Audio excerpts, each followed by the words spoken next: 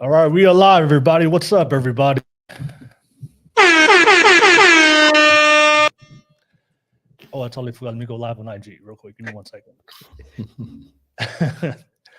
There we go. We are live on IG. What's up, everybody? Welcome to another session of the Masculine Mind pod, where we focus on male masculinity, self-improvement, and purpose.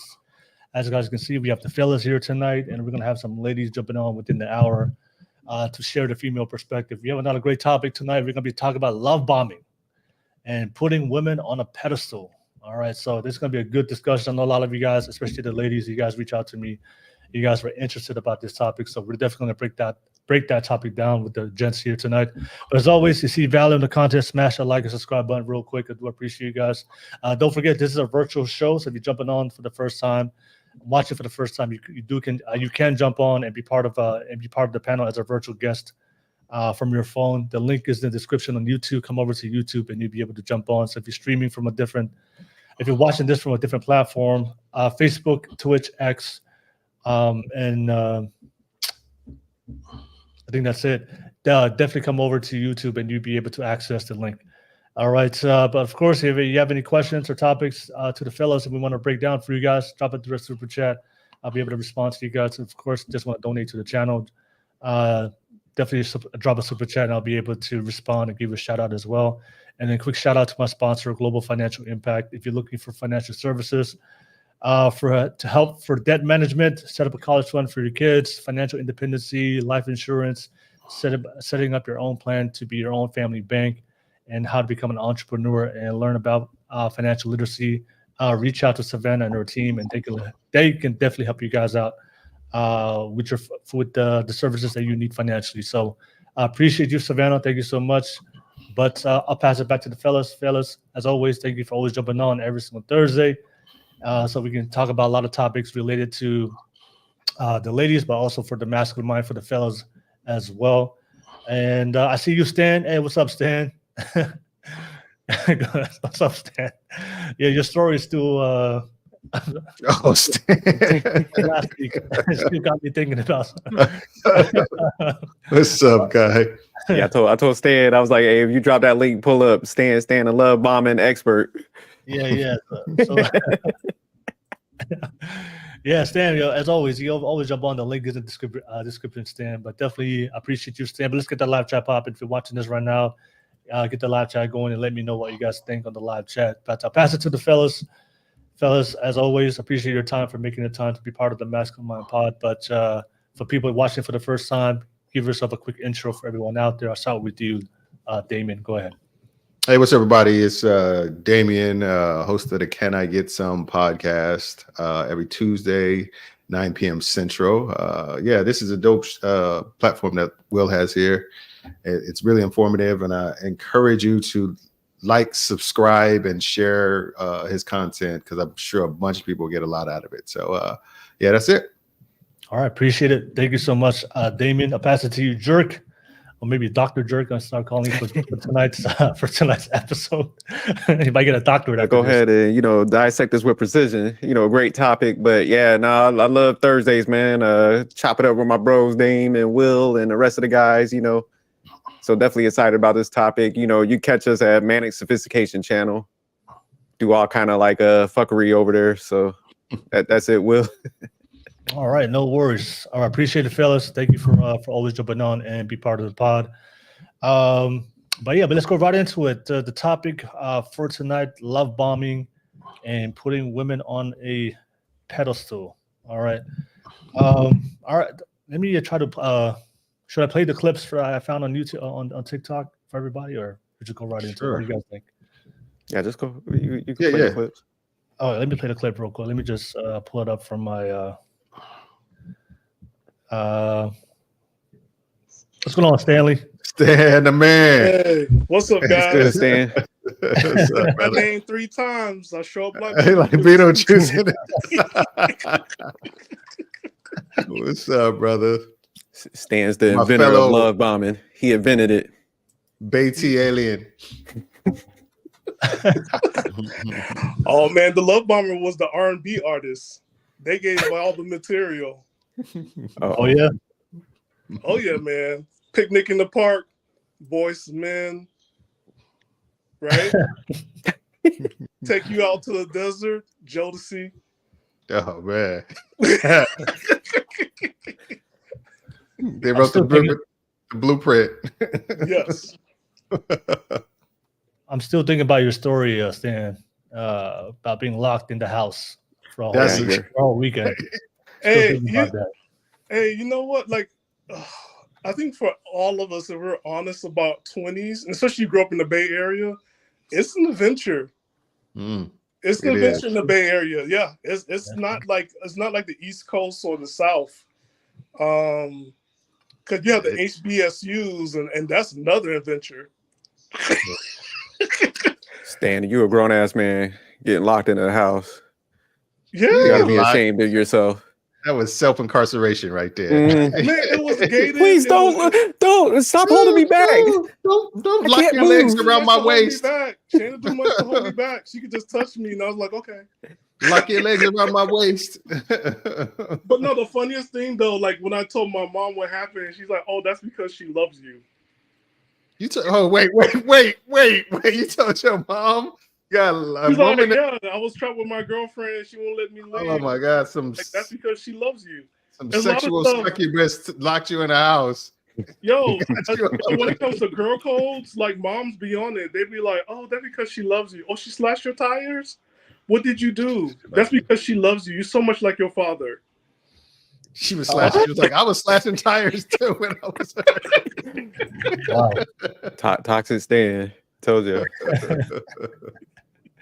It's all good. It's all good. But Stan, as always, thank you for jumping on. For everybody on the watching for the show, you know, we it's a public show, so if you do want to jump on, click on that link on the description on YouTube, and you'll be able to jump on. So. Yeah, so we're going to be discussing love bombs. So let me just play this clip real quick. I saw on TikTok, this guy was kind of breaking down love bombing for men and why men shouldn't love bomb their women. So let me just play this clip real quick, and then I'll pass it back to you guys, and you guys can give your opening thoughts for the topic. All right. Oh, why is it the? Give me 1 second, y'all. It's the wrong one.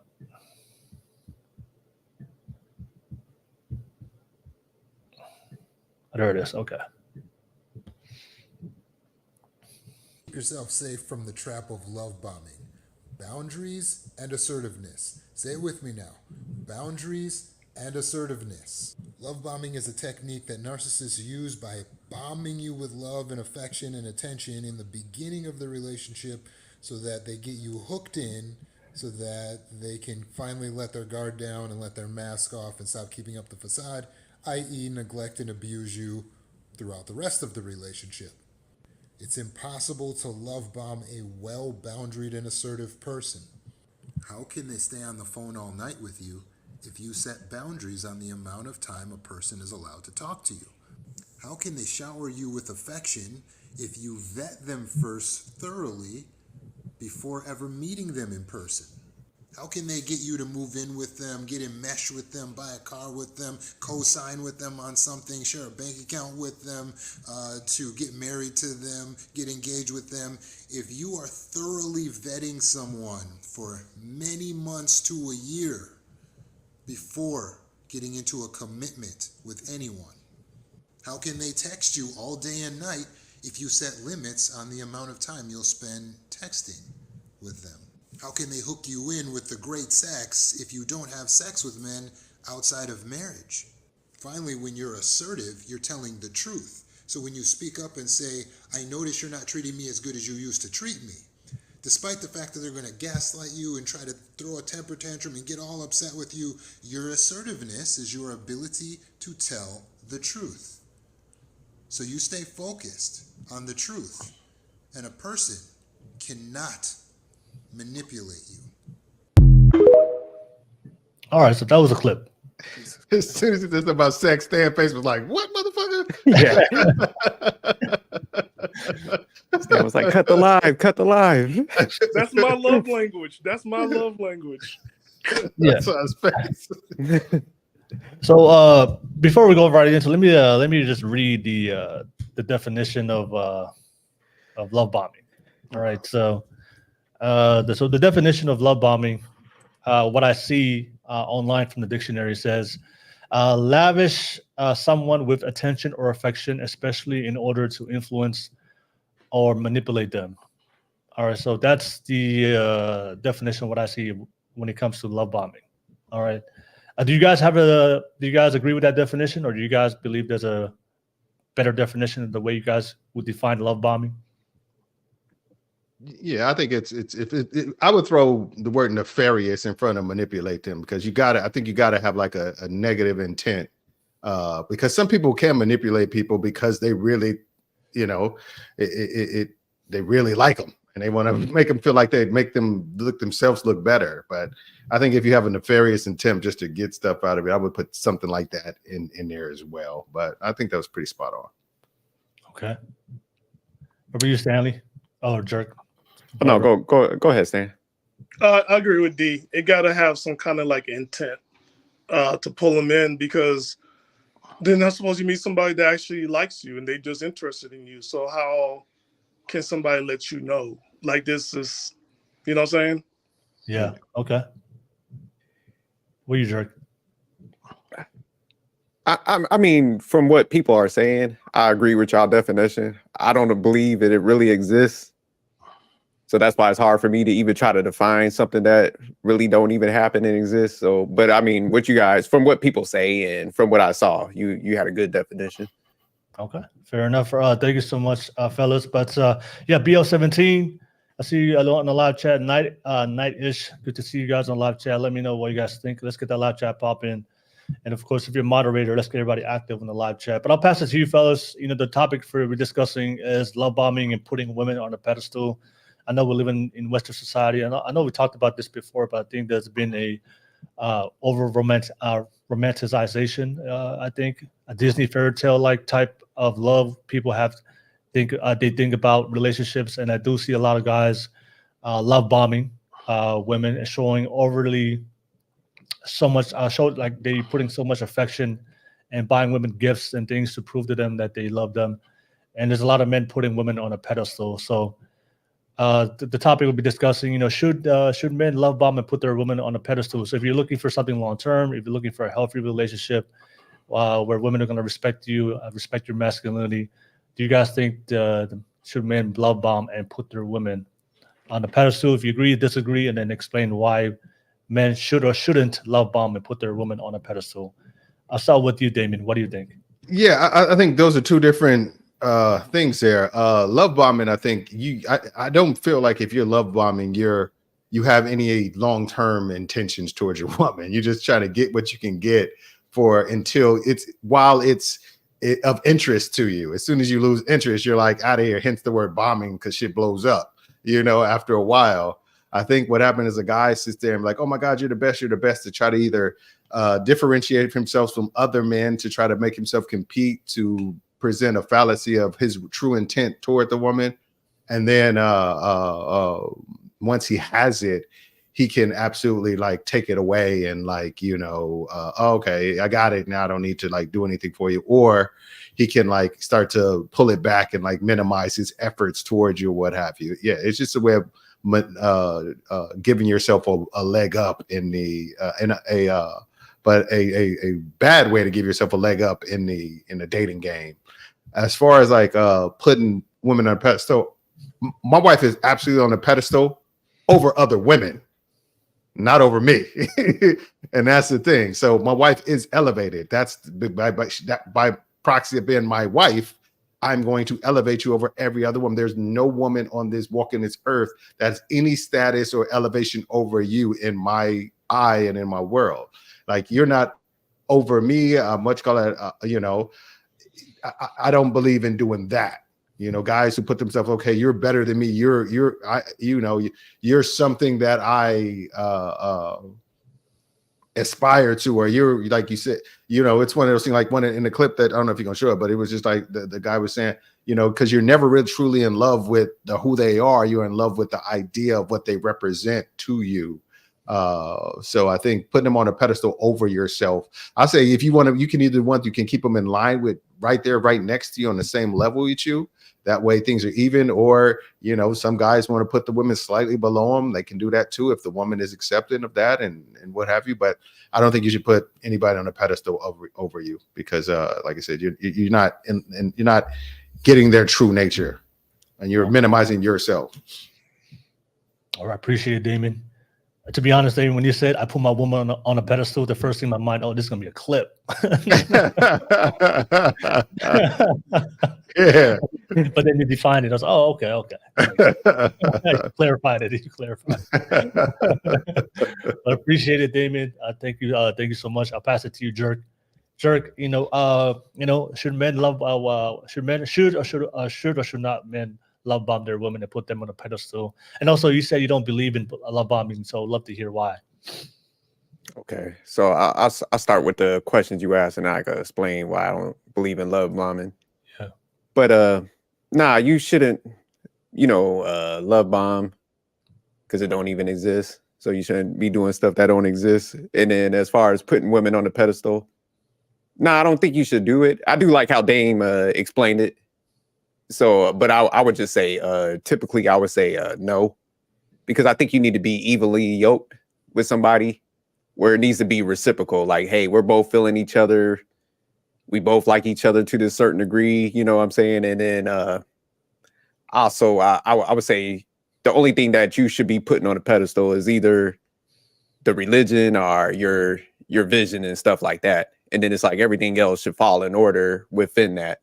And I think that's a lot of times where people get things mixed up, where, they start having that admiration for somebody. And it's like, even if I was looking up the word pedestal, how they kind of use it in this phrase, is like uncritically admire somebody. So that means without criticism. And it's like, man, if we're talking about we're going to have growth with each other, because neither one of us is going to be perfect, you're going to have some constructive criticism.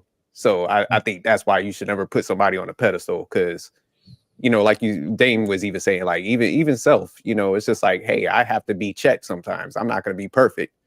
So that's why I'm saying you never should put somebody on a pedestal like the way people reference it, because it's just like, man, you're looking at them like they're untouchable, and you're not really going to have no growth with that if you're just looking at people in that type of regard and admiration. So I think that's dangerous territory. But just to answer your question about the love bombing, why I don't think it exists, it's because the way people. Just going back to the clip where the guy was explaining, where if you actually have boundaries and stuff, where he was talking about people that's like gets love bombed, a lot of this stuff wouldn't happen. So I agree when he was explaining that element, but I think it starts even before that. I mean, think about it. What's the expectation for men a lot of times? It's to pay for dates, right? It's to spend money on gifts. So it's just like, if that's our expectation, how the hell on the flip side we're love bombing you with that type of stuff? Because I was like looking with the symptoms and stuff like that, where it said like, hey, buying somebody gifts, showing them attention and stuff. So I'm pretty sure, like, if any of us will walk up to a girl, it's like, look, I'm not spending that much money on dates. We're gonna do the walks in the park. I'm saving my money for like my future and stuff. I'm not gonna spend too much money on gifts for holidays. What did you think that guy's success rate is going to be? Hey, I'm going to give you minimal attention because I'm working on like my vision and all that. Do you think that guy's going to be successful? Yeah. Nah, he's going to think we should be like, next, I'm going to get the guy that's going to give me the attention, that's going to spend the money on the gifts, and that's going to take me on these expensive dates. What they talk about, they don't even want to go to Cheesecake Factory. So it's like, if you're setting the expectation, how the hell can you be love bombed? So what I think is actually happened, I think when people lose, like, as far as like, hey, I don't kind of get what I want, or the guy rejects me or something like that, I think people have to have a diagnosis now. We live in the diagnosis era, where it's like we got to make up words for everything. We just covered it last time, narcissism and all this, and we started reading out the whole definition. It's like, man, you need a psychological diagnosis for that. But so I think everybody comes up with these cute terms where it's just like, oh, I was love bombed. It's like, really, were you love bombed, or was that your expectation from the jump? So he came and did that, and then maybe, he saw some red flags, didn't like you, moved on, and now you're upset. So you got to come with a whole like terminology for that whole rejection and stuff, instead of saying like, hey, man, we just didn't like each other, move on. It's like, I got to go with this over the top, excessive like words. So I'm just seeing more and more. That's how people are kind of painting these pictures of all this stuff. Cause it's just like, man, I'm one of the dudes, and I know y'all too. We always talk about how valuable women are, how much intelligence they have. Hell, I know like me and Dame are married. We always talk about how our wives are intelligent. There's no way really like you could really get manipulated if you have a certain level of intelligence. Yeah. So I think a lot of times people that do try to play games or run games on women, they know how to play into people's greed. And that's the issue with a lot of people. So it's like for guys, we're superficial. So it's like if a pretty woman comes and we have a bad story, 9 times out of 10, we were just superficial and we wasn't doing the right thing, vetting them out and stuff. And on the flip side, a lot of times, just being honest, women are materialistic. So guys that are kind of like run that game, they understand, they play into that greed. So I think that's what typically happens. Like those people that they say are manipulators are, people that love bomb and stuff like that. They play into people's greed.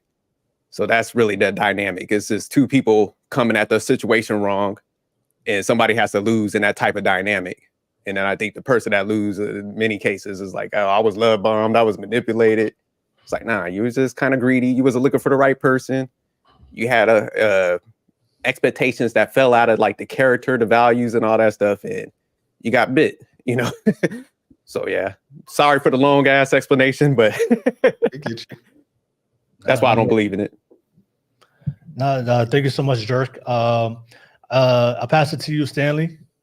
Stanley, what do you think? Thank you for jumping on as a guest. And should or shouldn't men love bomb and put their women on a pedestal? Go ahead, Stanley. I have to say this is a trick question. To the ladies who hurt you, and that disappointing relationship didn't work out, huh? And now you call it love bombing. Let's just call it what it is. SJ said it. Expectations were not met. Now, from a single male's perspective, I give you love on the access that you give me love. Unlike what that guy said, I believe in the try it before you buy it program. We having sex. No sex. There's limited access. Stan walking the house is like, how you for locks on your door? How your locks work on your door? I'm walking around. I got keys and Okay, stuff. But all right, master. Okay. But like it's one of those things, like you're meeting each other. Of course, it's going to be a lot of flattery. It's going to be some gift giving. It's going to be spending some time together. The old me, if I put you on the roster, you have to work yourself up the roster. I mean, that's the whole thing of dating. You just have to work yourself up the roster. Like, are you going to be a 3 this week instead of a number 1, which is like, just a text, no beating up.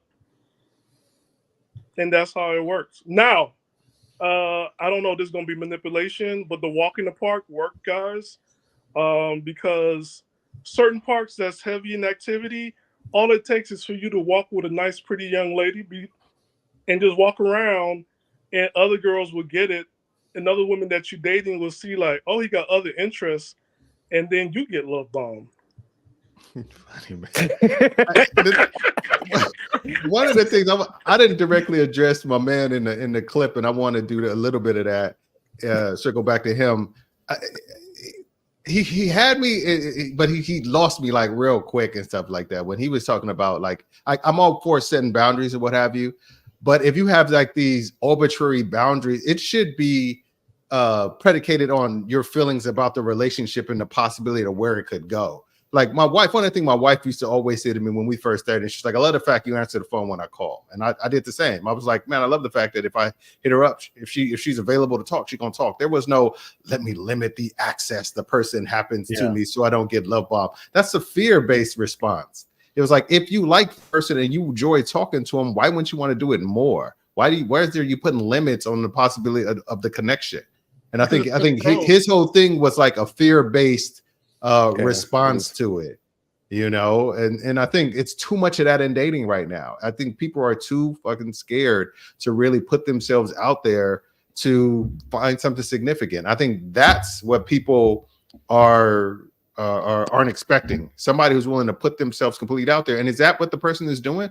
If the person is doing all these things, you told them, I want a man that's generous. I want a man who's attentive. I want a man who's complimentary. And he's doing all that more than you've ever had it before. Is he love bombing, or he just trying to give you what you said you wanted? You know? So it's just one of those things. If his intentions are, how do you separate the guys whose intention is to just show you he's different from other guys, and the guy who's looking, okay, I'm gonna do this shit till I get some ass, and then I'm gonna bounce out to the next chick? I mean, it's just like, you got to take the chance. You just got to take the chance. You got to play the game and take the chance of somebody doing that. Here's the thing. Here's what's going on. Like SJ said, right? People are taking terms and they're just using it. Yeah. When you use the word boundaries. Boundaries are supposed to keep you safe, right? At the same time, people going to slip through the boundaries, and you got to see what part you played in to open it. You can't constantly, a lot of times, again, people are using therapeutic terms with no background, no guidance, not actually going through with a therapist, and they just putting out boundaries. And boundaries, I see it in dating as control. Like, people want to control somebody so they can feel safe. But if you're up here, like you say, like, money, I need you to spend more time. Well, suppose that person has a job. Are you thinking about their needs? Like, are you giving them a break? Did you think about, like, did they eat this week? Did you notice, like, you've been going on enough dates? Did you cook for them? Are you giving? So a lot of times it's only one-sided. And I wish people will just stop and, like, hey, go see a real therapist and understand how you can use your boundaries effectively. Stop controlling people with the word boundaries. Stop saying you have boundaries when you just actually hurt and you haven't dealt with the hurt. Yeah. But real quick, I got a story that I wanted to kind of tell. Like, so I remember my wife, one of her like co-workers, you know, she came to the house and she was like talking to us about a relationship. So, you know, she was like, okay, let's get Jerk's take on this, because, you know, he's a guy, and dude like just met her and was going to take her on a trip to somewhere. And, you know, I told her, I was like, hey, don't go. So I was like, this is a tactic that a lot of dudes do. They take you on a work trip with them, and, you know, y'all feel all happy and stuff because you're like, oh, he's showing me to his coworkers. And I was like, it's just weird that he's doing it that quick. Cause, you know, most people don't want to be just like in that close proximity in a hotel room with somebody they just met, you know, if they're kind of normal and stuff. Yeah. So I ran down the whole mindset, the whole thing, why she should do it. What do you think she did? She went on that trip, got with this dude. They were together for like a year or something. And to come to find out, like, he was playing like her and this other woman. But that's what I'm saying. A lot of times, like, a lot of this stuff is visible. People do give people feedback. And a lot of times people just, like I said, they tap into that greed. It's like, nah, you know what? If somebody's giving me stuff, I'm gonna take it. So that's like I think we said it on another podcast where we were telling some of the ladies, we're like, hey man, if you want to diffuse a guy, sometimes it's like, you know, take that walk in the park, or, you know, go to the coffee shop and actually ask some questions that are meaningful, you know, to get to the character, the values, like Dame was kind of laying out, like, hey man, get to know that person. But, you know, a lot of times what do people be saying? Oh, I'm not going on a coffee date. I'm not doing this. So that's what I'm saying. It, like, a lot of this stuff is happening because, like, people are materialistic, guys are superficial, guys that say they get love bombed, and that's the dance, the game that people play and trap themselves in. So it's just like, you know, that's typically what happens and stuff. It's not no high level stuff that somebody's really doing where they're just like bombarding you with gifts. It don't even make sense because you don't have to take them. You know, that's the flip side. As adults, we got the capacity to say no to certain things. And it's like, you know, it's like if you weren't that materialistic, you could be like, hey man, I'm not here to use you. No, you know, I don't want all these gifts and stuff. Let's actually slow down and get to know each other.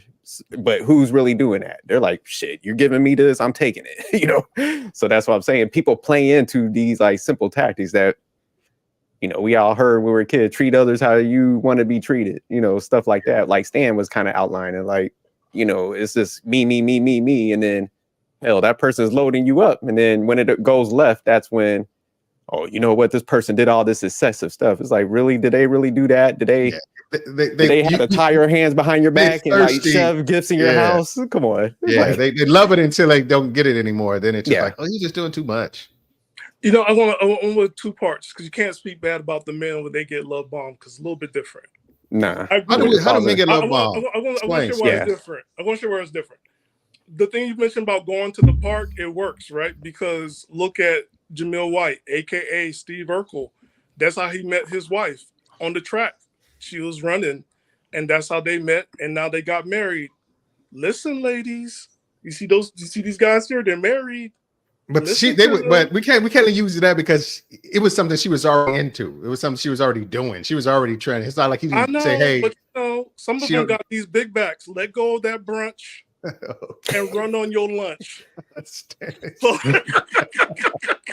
He's a fool. Let it go and get yourself a man and hit them tracks and hit them walks. You don't know who you're gonna meet.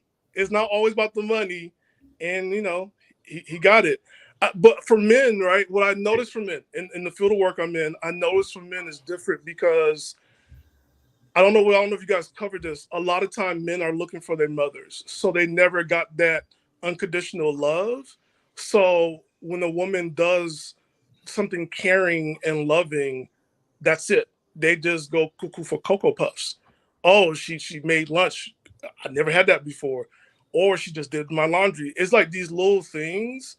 But like for them, for a lot of men, because they never received that growing up, that when a woman do these acts of service, and the only reason I'm mentioning the love language is because it's been preached for 10 years now, and people it's not going away. Like what's that thing, astronomy? So sorry guys, it's not going anyway. But like it's like these acts of service that these women are doing to these men, as opposed to paying for stuff, is something where the men are falling hard for because they've never been valued. And that's what I'm looking for. They've never been valued. You got a nugget of truth there. I don't know if I'm completely agreeing what you're saying, but you got a small nugget of truth. It ain't got no damn truth. Stan was pushing the limits on that. Like, look at all them Jodies. They never divorce, huh? No, because I'm gonna tell you what. I'm gonna tell you something. All right, I'll let Dame go, and then I'm shutting all this shit down. Will with my first wife, she did provide I married her because she I thought she was just gonna be the party chick, and that's what I wanted. But she did start doing that little I'd get up and she'd be ironing. I'd get up to go. I come out of the shower and she's like ironing my clothes and all this kind of stuff like that. So I really did see possibly that she had a domestic, and she could be one of those people who could have like a traditional mindset if put in the right situation. Didn't turn out to be true, but it was just one of those situations. And you was love bombed. I don't know if I was. That wasn't a love bomb. It wasn't a love bomb. No. Because what you call it? Because it wasn't a love bomb. She just like, and if I was, I wouldn't tell you. No, I'm just joking. I'm just kidding. No, I wasn't love bomb. I'm just joking. I wasn't love bomb, bro. I just thought I'm just pointing out the little bit of nugget of truth there. When I wasn't looking for my mom, but I definitely was appreciative because I've always had it, even when I didn't know how I was going to facilitate it. That traditional mind state to see some woman voluntarily jumping in a traditional role was attractive to me. She was black, huh? She was black. She was black. And she was ironing clothes. Your clothes. Get out of here, man! Don't do that. Don't do that. I'm never gonna let you do that. I'm never gonna let you say. California. Will, help me out. No, I'm from California. I was in San Francisco. This was in Oakland that this was happening. This was in the town. Oh, yeah. Which one of her parents was white? Because that's no one where she was black. Her mom. Cut his mic, Will. Cut his. Her mom. But going back to what Stan was saying, so Stan, you said that stuff was love bombing. Yeah, that was like basic stuff, man. Are we really that like basic as guys? Yeah. It's like what you mentioned was like being excited about a car having a seatbelt. Yeah, she was just trying that to. That ain't love bombing. That's like the basics. She's trying to separate herself. She probably knew there was other women in my sphere. She was doing things to separate herself from. I'm not just a pretty face and that you can smash and look good at the club. I'm domestic as well. And I'm seriously, of all the other chicks that was getting, none of them, I've had women cook meals, but I had none of them like just ironed my clothes for me, like while I was in the shower. Wash your feet. Make sure you had that bath. Took care of your But dog I'm just saying, I hear what you're saying. I hear you saying. A lot of people are just doing it to just differentiate themselves from everybody and give themselves a leg up on everybody else in the dating market. Yeah, Stan was pushing the limit on that one. Oh no, straight up had them those 3-tier lunch boxes to work. He's a fool, man.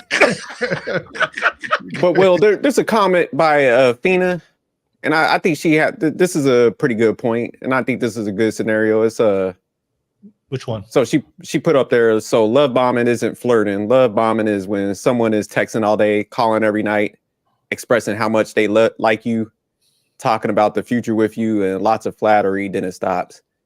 And like I get people do come on excessive, but I mean, first of all, it's just like if we start breaking this down, it's like if they're texting you all day, to me that's gonna be a little weird, because it's just like if we all are, like career oriented, it's just like, man, you shouldn't have that much availability, and it's just like if we're talking about future already in a short time period, that's why I'm saying, like, when we start dissecting this stuff, it's just, is it really that you're being love bomb, or you're just kind of gullible, and that's where I think people got to self-reflect. Is it just like, are you in a capacity of like, you want a relationship so bad that you're just like allowing anything to like come into your life, when you're not like vetting the person out, because like I said, everybody had like a heartbreak situation at one point, but if I'm looking back, it's like I wasn't love bomb. I'm just, I ignored certain things because I was like focusing on like probably the beauty or something like that. So I was just like letting low level shit like come through, and I was tolerating nonsense, and I think that's more of the case, I have a question about that. Like, isn't tolerating the nonsense or the quirks are supposed to be a sign of actual love? Not that early on. Not early on. Like, yeah. If you're in a relationship, if you decide, okay, I'm going to be in a relationship with this person, then the positives far outweigh the negatives of being with this person, regardless. Like, she, whatever, it or he, depending on the situation. And then you kind of decide that stuff. I don't think you get jumping at that like early on and be like, you're go ahead. No, because I was about to say, like, because then like, is that going to be like a thin line that you're being controlling? Because if you calling everything this person's doing a red flag, and then they have to adjust because they're interested in you, which could be in term like they're love bombing, or they're just wanting to not set off bombs, and then you're, because of boundaries or whatever, it'll be controlling. I mean, I just want to know, because then it's gonna be like everybody's walking on eggshells. Yeah, we're doing stuff like that. If you're in a situation where you got it, and you are at the beginning of a relationship, and you feel like you got to walk on eggshells and this sort of stuff, that's not a relationship you need to be in the first place. Yeah, it's not what you should be. You should be able to be 100% authentically yourself. If your self is healthy. If you got a fucked up mentality, fucked up motivation, fucked up mind state, then you need to do work before you get into relationships. But if you've done the work and you've developed your value set, and you know who you are and what you're willing to do and your boundaries or what have you, yeah, just rock out. Then you get into relationship or what have you. And if somebody is if those don't align, I think too many people get into relationships with people where their value set don't align. They don't have congruent values, and then they try to change somebody to their way of thinking. And then it goes to shit. And then they build up all this resentment toward that person, and sometimes toward the opposite sex as a whole. And they bring that bullshit into the next relationship or what have you. And then a guy has to do all this extra shit to try to break through all your walls, this calling you every day, flattering you every day, buying you shit like that, because you built up all this resentment. And then I guess that's where you could possibly get in love bomb, because he was doing this shit to just get through the walls. And once he got in there, he was like, all right, I'm in the wall now. You already sprung on me. I ain't got to do half the shit I was doing to get you. No, that's a good point, Dame. And that's why when I was saying, it's like a lot of time the expectation is for us to come and do certain things. It's like, attention, buying gifts on holidays. It's like, man, I was looking at some consumer reports, and it was like I think men account for 60 to 70% of like spending on holidays, you know, versus what we get.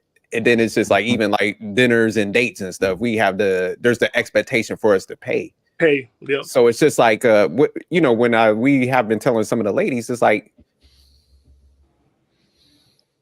range he's in, and you know, say if y'all going on a couple dates a week or you know, weekly, whatever, this dude's only hitting, you know, like say he's like 80 and he's building up and he's just like a 6 digit, you know, like 100,000 or something.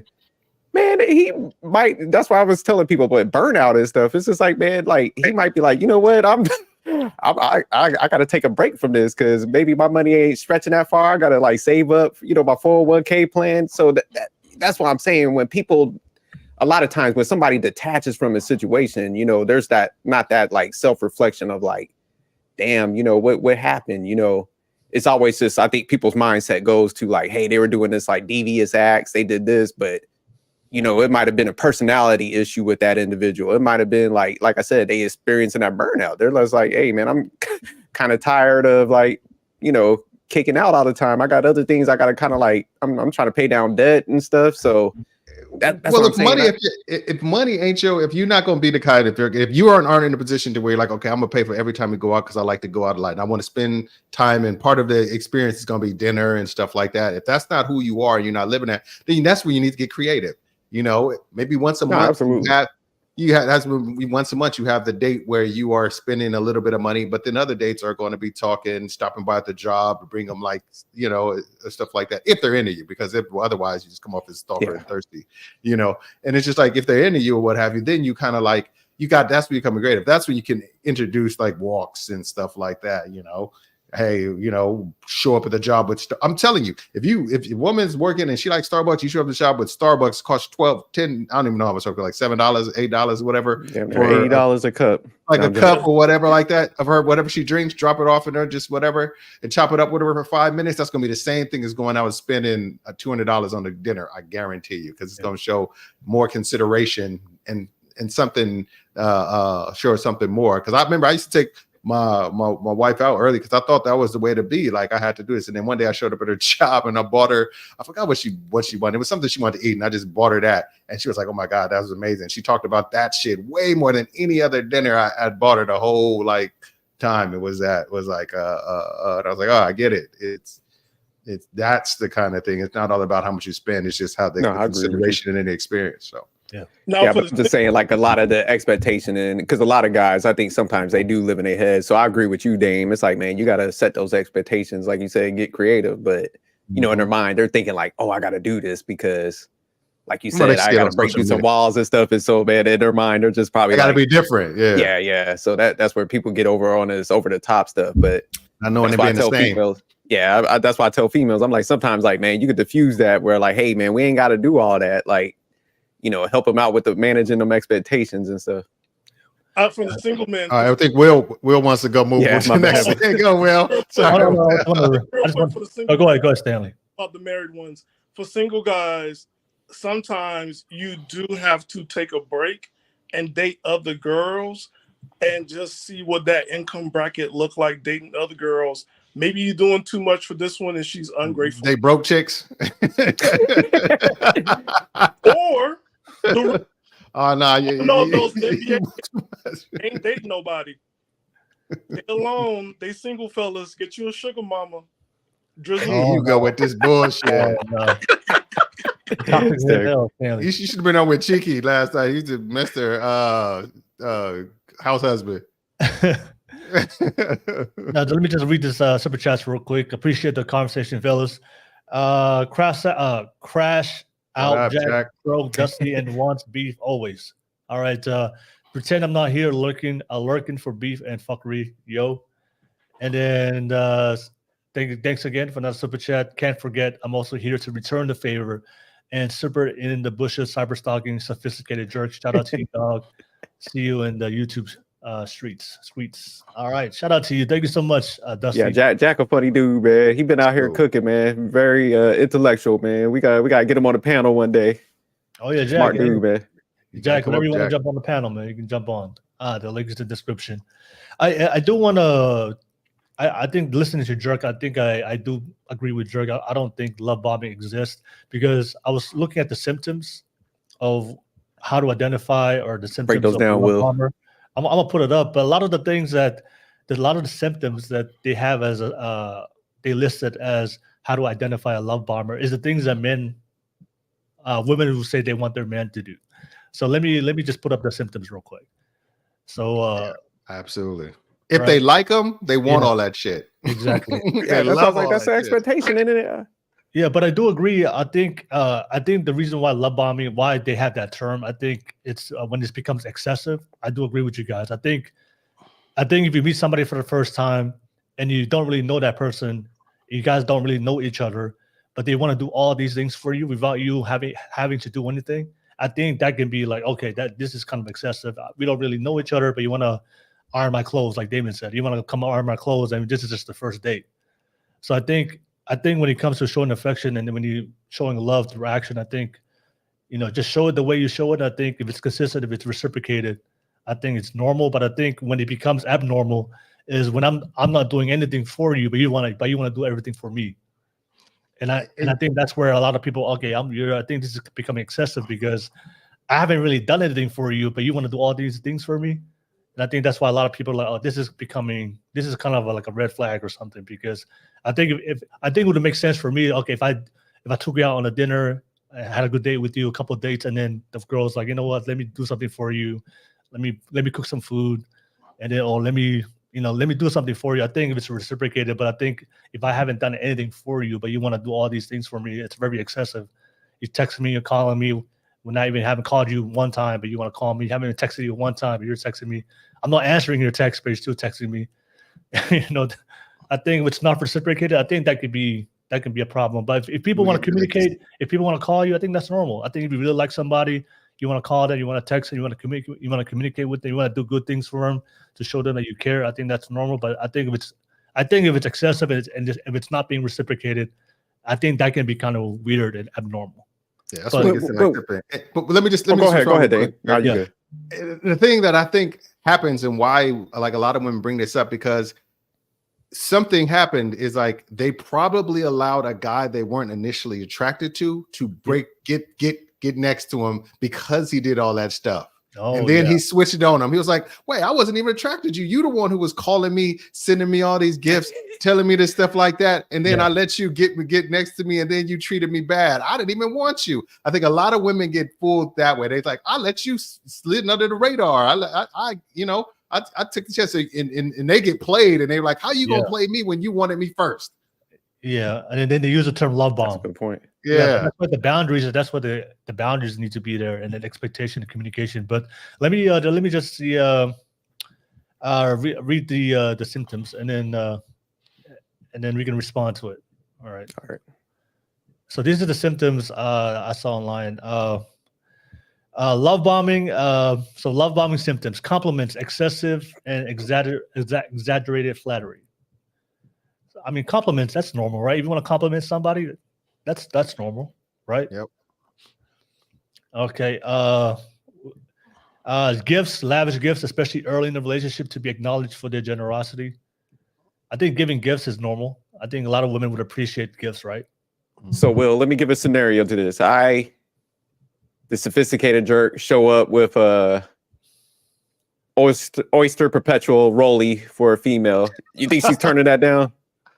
Hell no. I do this in like the first week, which is like already hitting that like weirdo territory and all that. That's what I'm saying, man. Like, she'll be like, "Oh, thanks. You're a great guy." Like, it's food. She ain't gonna turn that down. Yeah, but I'm saying no. He's talking about a Rolex. He's talking about a Rolex. A Rolex. No, that's nothing. Rolex is basic. You only hitting what is it, the bare minimum. That's what they're gonna say. You're only doing the bare minimum. Jesus Christ. But what I'm saying is it's like it's a lavish gift, and I don't see too many people turning that down. And even though it would hit that radar of being like you said, Will, abnormal and weird. Yeah, most people ain't gonna refuse that, even though the radar should be going off. Like, and if they like them, all this shit is welcomed. Yeah, that's absolutely. That's true. Hey, you know what? I don't know if you guys know this, but on TikTok, there's a class on this, right? When women take the gifts, and they want the gifts with the receipts so they could turn it in and get the cash or the value and get the gift card. So it's, I don't know if you guys know that, but that's what You're like, go buy all my gifts from Costco because they don't provide a receipt to return it. Dang, D. D, you the real player. You the MVP. Nordstrom back in the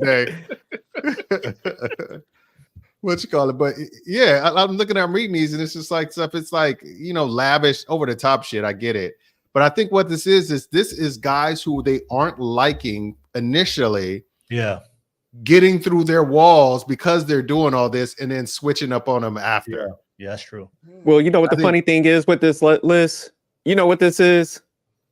A beefed up version of the 5 love languages, which they all recite that they love. This is the 5 love languages. Look at it. Compliments, words of affirmation, okay, gifts, declarations of love. This is the 5 love languages. So that's why I'm saying it don't even exist. So declarations of love, frequent and extreme declarations of love and affection, like "I love you" or "You're my soulmate" on the first date. Yeah, I think that's words of normal. affirmation. If somebody says "I love you" on the first date, I think that's, like I said, I think that's excessive and that could be abnormal. That'd be weird. All right, communication, constant contact through text or phone calls. I think that's healthy to be communicating constantly and in a healthy way. But if they're doing it excessively when you don't really know them like that, I think that can be a problem. Isolating the other person from their friends and family, or making them feel guilty for making plans with others. I don't know about that one. Yeah, that's time spent. That'll be time spent in the love language. That's doing that one. That's some weird. That's some extra shit right there. That's some. Then we get into like this. Then we get into like, this is, I would say, like a almost a pre-narcissist roadmap right here. Yeah. All right. But that's how narcissists get in a relationship, is they do the love bombing. And, you know, the excessive time being spent will be looking like, you see, like they don't want to spend time with you, but I'm here. And so let's go ahead and do what you want to do. Okay. And then a commitment, pressuring the other person for a quick commitment, like marriage or moving in together. I can agree with that, but it also depends on, I think certain religions, you know, they do this, like they get married after 2 or 3 weeks, like Mormons. Yeah, exactly. I don't know if you guys know about Mormons, but they go on a mission. After they come back from the mission, they're married like 2 weeks. They get married, yeah. Oh, really? I never knew that. Yeah, that's normal. I see that all the time. Like, after their mission, 2 weeks later, they're married. So, So if you're Mormon, that may be normal in that space. But I think if you meet somebody and they're already talking about marriage, how many kids you're going to have in the first couple of dates, we don't really know each other, I think that could be abnormal. But, you know, but some people are really looking to get married, but it depends. Making the other person feel obligated to meet their every need. If you love me, you'll do it. Okay. Yeah, pretty much. And then jealousy, accusing the other person of cheating or being unfaithful, monitoring their social media, or forbidding them from seeing certain people. Okay, that's over the top right there. Hey, can you go up, like it was the one about when you said the Mormons and getting married into the relationship? Yeah. Isn't that the same thing? I think like a couple weeks ago, we talked about dating with intentions. So if you're dating with intention, right, and you're asking all these questions, wouldn't that be seen as the love bombing? Because then if I meet a woman and she said, well, I don't want to be a stepmother to your child, then I'm like, okay, I'm just going to hit this and leave. Or she's going to like, oh, I can't deal with him, so let me just get this D and get out of here. So like, what, like, you know what I'm saying? Focus like, on the sex, man. You's a horny motherfucker, ain't you? It's always, look, I believe stand the man. Look, from the church aspect, I don't believe in that waiting to marry stuff. I believe try before you buy it. Fuck yeah. Because a lot of people want to get married and they don't want the sex part. That makes no sense. You ain't getting I'm just fucking with you, man. We all the same. Yeah, I need them to understand. I'm a man. I got testosterone. I need sex. My love language is touch. Touch me. Yeah. But I will, like, just going back to that list, I just can't grasp it, man. I get it. I do understand that there's people that like will try to run game and do trickery, but you know, like when you were running through the list, it's just like, even like when you're talking about isolation and, you know, people are starting to do that stuff early in the process. because that's what love bombing is. It's like typically where people are doing these tactics early on. They're excessive to try to like manipulate you into getting a relationship. So they're like spending all this money, but it's just like that. I guess what I'm trying to say, something has to be like internally. I'm not gonna say internally, but there's something wrong with the individual that allows it to happen. Where you would, because typically people just don't move fast like that. Yeah. You're not gonna like let things pass your radar. So it's just, that's what I'm saying. It's like there's something where you have to self-reflect, where you have to analyze like why you were subjected to, like, say if a female came and was like buying me a bunch of gifts and doing all this excessive stuff, texting me all the time, and I was just like falling for that. Because that's typically not the norm. Like if somebody was texting me all day, I'll be like, hey, like I'll have to question that. You know what I'm saying? Well, if somebody can catch somebody at the right time, because like say for example, if a woman, if they got a relationship where the husband, the man or whatever was non-communicative, they never, always disappearing on them, never texting them back and stuff like that, and then you do the exact opposite. Perfect example. I know a woman who was married to a guy. Their relationship was weird. It was like he never got jealous of her. She could like dance with other guys, dance with other girls, and like all do kinds of shit. And then like she would always, every time she wanted to go on something, it was always a girls' trip just by themselves or whatever like that without her husband. And then they had just lived two separate lives. And now they divorced, and he's with a guy who's the exact opposite. He blows up her phone. He's super like, who is that guy? Every time she wants to go nowhere, he's like, hey, I want to go too. So she's got to ask her female friends, hey, can my boyfriend come? And the funny thing is, she seems happy about it, that she's got somebody who's doing the exact opposite of what the person was doing. I think that's what happened. If you come from a situation where the guy weren't giving you any of the things that you would like in a small degree, you'll be like, I'd rather have it in a big degree than no degree. I'd rather have the person overdo it than not do it at all. I think in a lot of cases for a while, then it might become over the top, and then you might be like, hey, you wait, hold up. But if if it's completely on E, and then somebody fills it up and it starts to open, like, yeah, I'll take that all day for a while. Wouldn't it be her fault because she didn't communicate that with him? Because with the first husband, like, wouldn't it be like her fault for not communicating that with the first husband?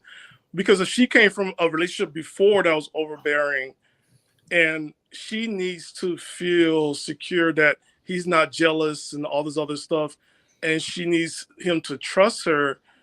What I'm looking at is a catch-22, right? Because he's doing that. First husband did everything that she wanted. No. The first husband didn't. She wanted to be jealous. She wanted a person to be like, where you going wearing that? She wanted that. But he was just one of those like, hey, you do what you want to do kind of situation. And she wanted somebody to show any type of like, jealousy or intentional emotion toward her. And he had a really intense emotion. He was kind of laissez-faire with it. I mean, nice as fuck guy. I liked him a lot. But he was just in his marriage. He was just like laissez-faire about the things she does. And now this other dude is hyper like focused on the things she does. And I think it's refreshing to her from going for somebody who could give a shit if she came home, if she was gone for 2 days and then came home. And then the guy who can't be out of her sight for an hour, and he called, and and he's texting her where you at situation. So she's toxic. You can't blame that on him. She's gone for 2 days. That's an exaggeration, but whatever. Yeah. Or maybe not. No, I do. I think I agree with Damien. I think when it comes to how people want to show their affection and their love, I think you should let people just show their affection and love. But it's up to you to communicate if it becomes excessive. And I think that's where the boundaries come in. And I think because you don't really know anybody's situation or why they're showing their affection and love. Like Damien made a great point. If a woman is going her previous relationship and there was no communication, there was no affection from her previous partner, she's going to want that in the next one. And then she happened to come across a guy that's a good guy, like these guys on the panel, or somebody that she really likes, and he's actually a good type of man. She wants to show that to him. But I think it's up to you to communicate to her if it becomes excessive. Like one example I would use, I used to date a girl, but I'm always busy, but she would try to call and text me throughout the day, right? I didn't see that as love bombing. I just had to communicate to her, look, from this hour, I'm extremely busy, and I'm trying to focus on what I got to do. If you want to talk and call me, then call me at this time, or I'll get back to you when I'm done, and I'll be able to have a conversation. And if she doesn't, and she kept calling and texting me, and she saw that as a problem. But for me, that was just one of my standards. And then I communicated to her. She didn't respond to it, and I just had to move on, and it kept it moving. So I think a lot of people, when they use the term love bombing, I agree with Sophisticated Jerk. I think if you're only attracting people if you're attracting people that you don't like, and that's the only people that you attract, and they're love bombing you, I think that's accountability on them. Is like, okay, the people you really like are not showing you any attention, but the people that you don't like are showing you attention. I think that's a self-reflection for you to figure out how come the people that you do like aren't giving you that type of attention. And I think that's something that people are not taking accountability for, because for me, if I communicate something to a woman and she doesn't respond or she doesn't reciprocate that, then I'll just move on. And also for the calling part, for me, like, I like to call people. I'm not the generation of the generation. Me too. I can't do it. They want to have a full conversation through texting. Nah, if I want to communicate to you, I'll call you. But the thing for me is, I do understand there's a lot of girls that they don't like to pick up the calls. So for me, if a girl's I like, I'll call her. If she doesn't pick up, I'll tell her, hey, look, you know what? Let's talk another time.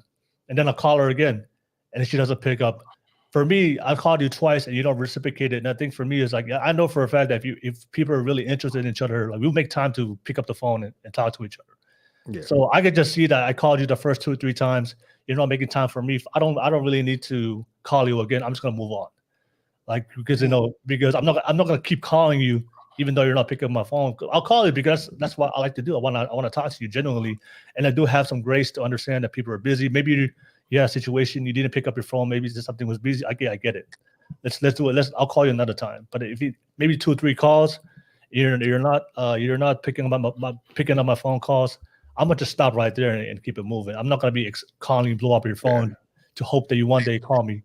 And I don't have a problem going back out there and finding somebody else. And I think for a lot of people, they're in a situation where they don't really have a lot of people they can attract, or the people they don't like, they really want to get the attention from. They can't attract them. So the only people they got is the people they don't like, and that's the only people that's showing them some kind of attention. But they want to say it's love bombing. So, and real quick, because that's a good point. But I wanted to touch on Dame's real quick, because Dame, I was thinking about it more. I bet it's an attraction thing. I'll be almost like, if we took a poll, like, hey, the dudes that you say to love bomb you, I guarantee they were ugly dudes. And then that's it. And they slip through. It's ugly dudes, man. You're like, I got this half ugly dude. Oh, I'm all sprung off this half ugly dude. What the? He took you to Hawaii and Dubai, though. He took you to Dubai, and it's an attraction thing, man. That's what it is. Will, you said something else. Damn, it left my mind, man. You was just like speaking on it. Yeah, I was just saying is, if you show affection to somebody and they're not showing it back, then just move on. I think for a lot of people, I don't think a lot of people really have the confidence to go out there and if you can't get a partner, then move on and find somebody else. I think that for a lot of people, they're not really putting that work to be able to attract the partner they really want.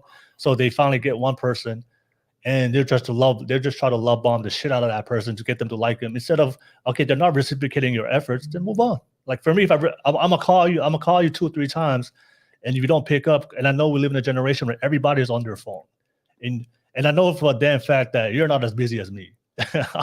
There you go, Will. That's what it was. It's I think we're so addicted to attention now. I think that's where, like you said, people entertain like people they typically wouldn't, because like you said, it might be a rough patch, Yeah. So I think that's where a lot of this stuff comes in. So that's why I'm saying a lot of this stuff is I'll say attached to our own greed levels and stuff, like I said earlier. So I think people that like need constant attention, that's where they like will pull that guy in that's like trying to run game and stuff. So you just made me think about it when you was talking, Will.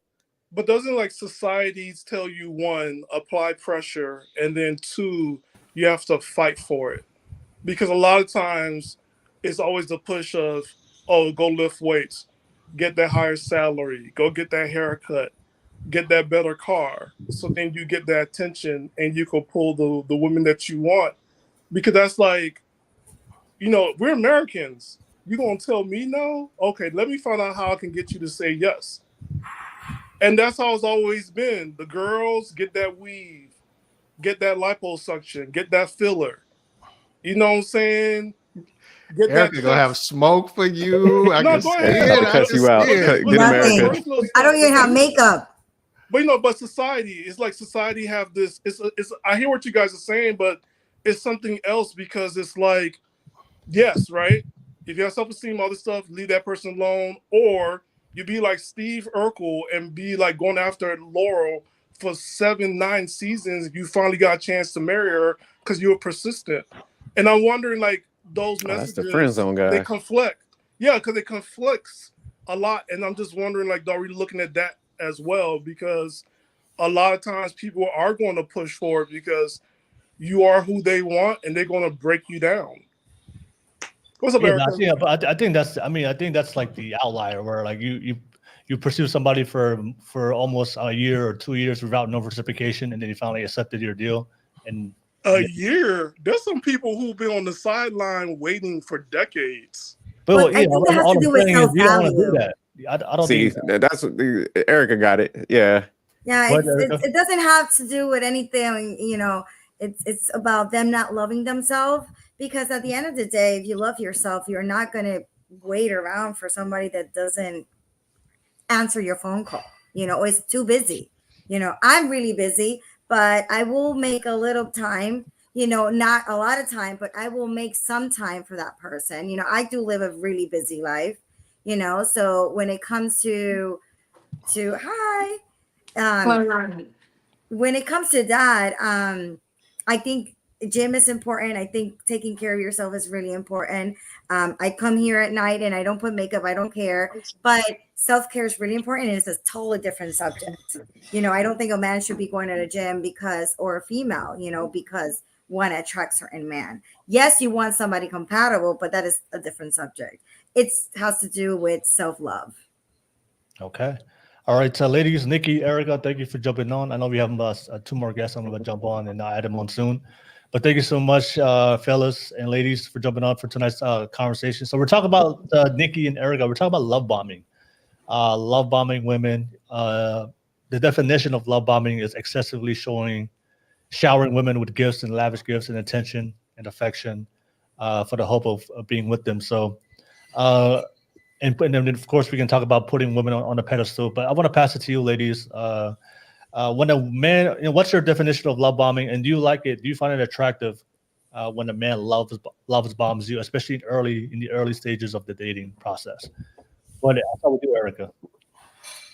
I think every person is different. Everybody shows emotions a different way. So for me, our behavior could be love bombing. And at the end of the day, if you care about that person and that's the way they communicate, I mean, you have to like understand it. I am not a person lovey-dovey like that. So for me, it's a little bit weird and nobody would ever feel that. But they're guys that are like naturally loving, The problem is when they're love bombing everyone. I think that's the problem. But I don't know. I think everybody's different.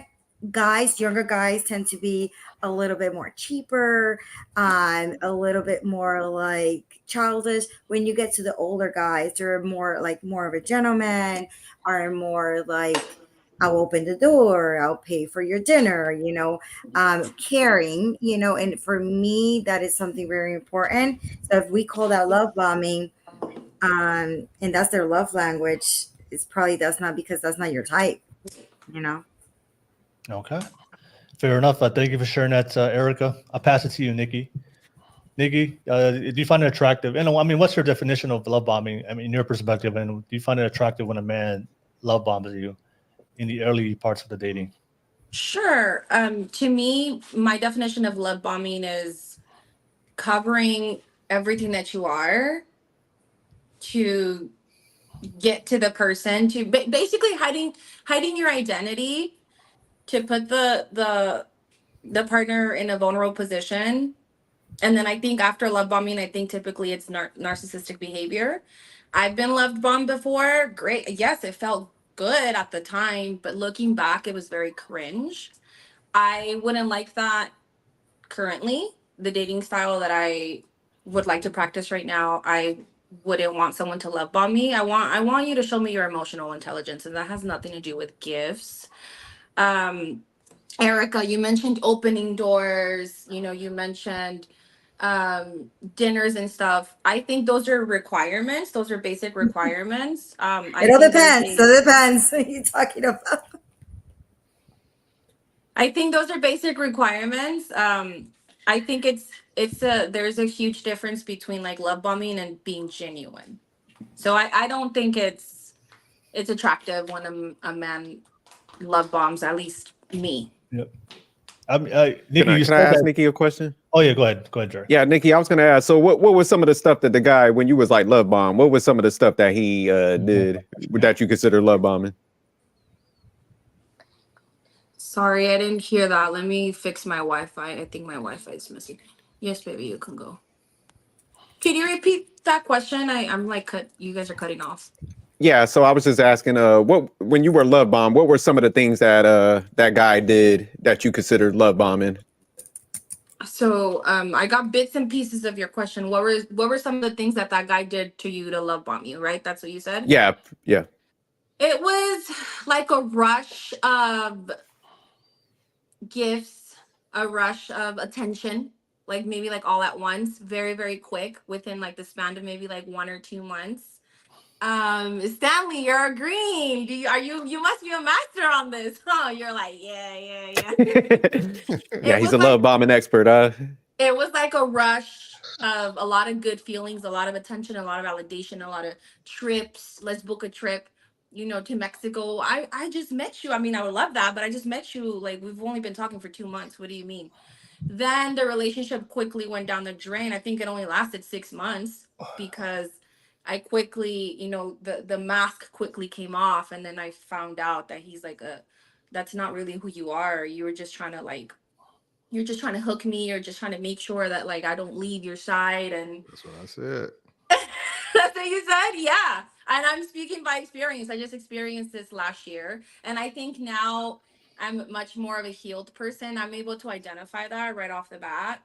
And I'm able to like put a stop to that. I'm able to distance myself. But I was newer into the dating pool last year and I didn't know any difference. I was like, oh, my therapist is telling me to go to let myself get loved.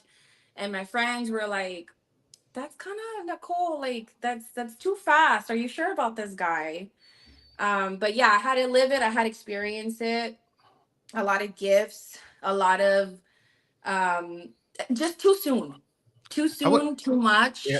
So, Nikki, did you ever turn down any of the gifts and trips? No, she Yeah, didn't. I did. No. I did because I was looking for like a genuine connection, right? So one time I got a parking ticket. Dude was like, babe, how much is your parking ticket? Like, I'll pay for it. And I mean, thank God I have a job. I was like, no, it's fine. I'll take care of it. Thank you. I'm willing to bet. Huh? I'm willing to bet. Like I'm what you got that you weren't initially attracted to this guy in the first place, were you? No, I was. I was. Oh, really? I was attracted to him. Well, that blows my whole point out the water. I was like, wow, I finally found like a connection. Like I see attraction. I see like maturity at that time. I see like a good match, right? And I was like, maybe this is what it's like. I think you get in your own head. And I was like, maybe this is what it's like for things to work out, but little did I know that it was very much love bombing and he had like a whole different life. And he was just kind of like, I was probably one of the better things that he had ever pulled.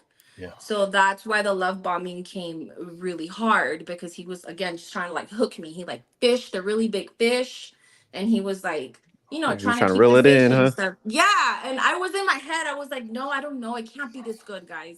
It cannot be. This is too good to be true. And I remember talking to my therapist and my therapist was like, no, this is what it's like, Nicole, for two people to be compatible. That's why I don't believe in therapy. That's why I tell y'all, man, the jerk be calling this stuff out. Y'all better listen. No. Don't do that. Therapy's good. Maybe they need new Therapy is good, but it's like I heard therapy's like a barber. Like therapy's like a hairstylist. You have to go, through a few before you find the one. Yes. It was my first therapist. Y'all just need to come see the jerk on Masculine Mindset. I'll get you right. So yeah, Hey, to answer hey. your question, I think that's what love bombing is covering your identity. It's too much too soon, and I don't like it. And when I feel that a guy is trying to love bomb me now, like I just stay away from it because I'm kind of still traumatized from my last Yeah. experience, and I just want better for myself. I Okay. could love bomb myself. Like that Chanel perfume, it's $100. I could buy it for myself. It's okay. I want to know what the real you is up here and in here. But Nikki, real quick, you said your friends did like kind of see some of the signs with him when he was doing it and would like try to give you the warning. Why did you kind of like not listen to the warning from them? I mean, it felt good. It That's felt what I was gonna good, say. and I was going with the flow, and I was like, maybe I'm too much in my head. Maybe, maybe I'm just self-sabotaging, like, after reading these self-help books and like listening to my therapist, I was like, let me just see Eric, how this goes. Let me Eric ride the about to wave. jump to the screen. What you got Yeah, to Erica's say? like, look, You on mute, Erica. you got to come You're off on mute, mute. Erica. You're Cuss mute. me You're out mute. off mute. Oh, Erica, you're on mute. He's still on mute. Erica, you still mute. Yeah. That was There a you good go. thing. I didn't want to explode, No, I mean, Nikki, I see what you're saying, but I will have to agree to disagree.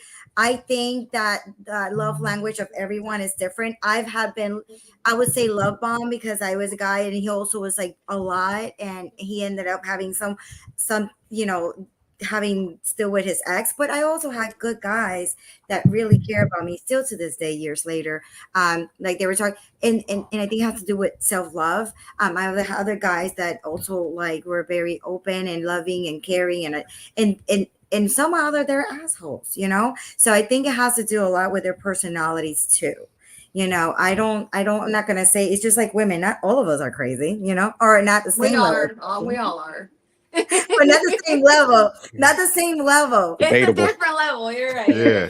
I That's think Nikki, you just weren't ready to go from 0 to 100 that quick. It was just like you can't go to like not really dating anybody and like trying to open yourself, getting your baby step, and it's like, okay, let's run this 10-mile marathon. He's like, whoa, I just started walking. Yes. It's just like, yeah, I think I see what happened. It was just too much too soon. Too much too Because- soon. And because you weren't typically ready for it. When it's too much too soon, it's gonna end real quick too. But not necessarily. But you got to be ready Burnout. to recognize it. You got to be recognize. You got to have put value on that because a lot of people want that much that soon. There's a lot of people That's that's true. exactly what I'm looking for. All that, but it's certain people's like, no. I need to make sure I'm not ready for all that just yet. I need to figure out. I was ready. You were just lying. Yeah, and it Oh, happens. okay. So see, And it- so but D, it how do people happens. know the difference? How do people know? Time. I currently Time. have a friend that has found the perfect match, and they're both in the same level. I don't know if you would call it love bombing, but it is too much too soon, and they just For met who? and they're ready to get married. Not for them. Not for Not them. for them. Good, but you're right. Like if you're both on the same page, too much too soon is a good thing. If you're both being genuine, It's right, the exact amount at the right time. Exactly. It's about timing. Okay, I got a question. Oh shit. Just a question. I'm here. I'm listening to what everybody's saying, right? Go ahead, Stair. And it's going to be accountability one.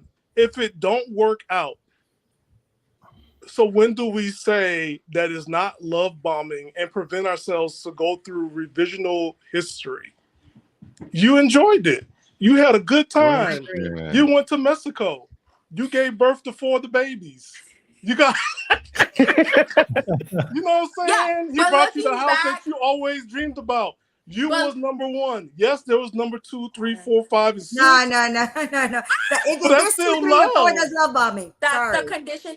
You're right. I have had this conversation with my friends, and I was like, they've told me like you had a good time, but I'm like, looking back, I would have been the same or a way better person without going through all the bullshit that I went No, through. we learn, we grow. We learn, we grow. Now you'll be able to identify certain behaviors because I would say Exactly. when I meet guys and now right now I'm in a current, relationship. I'm the problem. But When did this You will- happen, Erica?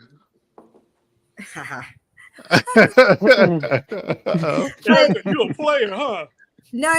Well, I'm very cold. I'm the problem. I'm very cold, and I keep everybody from a distance. So that's why I'm a good listener to what everybody has to say, because I tend to be the guy in the relationship. Como And tú eres latina? Oh, jeez. Como tú, Oh, yeah. tú hablas español, tú eres latina?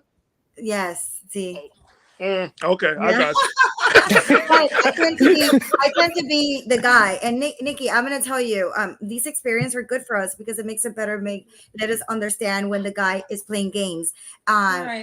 It happened to me too. It happened to me. Like, we traveled, we had a blast. I'm going back to Stanley Joseph here. You know what? At the end of the day, that's why I don't pay no dates. I'm not doing 50-50, because if you paying me, you better be paying for all of us, everything. 100%. But Erica, Drizzle, but you drizzle. see, the thing about it, you are the prize, because in Latin culture, in our culture, the girl that's hard to get is the prize, because she's like, look what my mujeres, I got her, unlike the rest of the guys here. You know what I'm saying? They always want to My marry thing me. I'm is like, not really, her. This is bride? pedestalizing. No, I'm just saying, no, straight up, that's what it is, Latin culture. The girl that's hard to get, and you That's marry in her, everybody you're culture, the man. king. Yeah. No, That's you're the everybody king in Latin culture, man. culture. Jamaican That's girl, everybody culture. If you get the filly that ain't been caught, you get the woman that ain't nobody The ever black got her. cat. Right? Right. There you Not- go. man, because she's the wild can't- horse. She's the stallion. In Latin Seriously. culture, The filly there's that ain't fairy been tales about tamed. this. Oh, But you the there's man. fairy tales. But there's fairy tales about this in Latin culture. The man had virtues unlike any other, and he was able to tame her. And, Yeah, I don't know if it's so many- specifically a cultural thing. I just think it's a man-woman thing. I think what It's it a is like, relationship thing. Yeah, Yeah, it's yeah, a yeah, challenge. Like, but okay, go ahead and read Latin because fairy men get tales. status from Yeah. the what's called.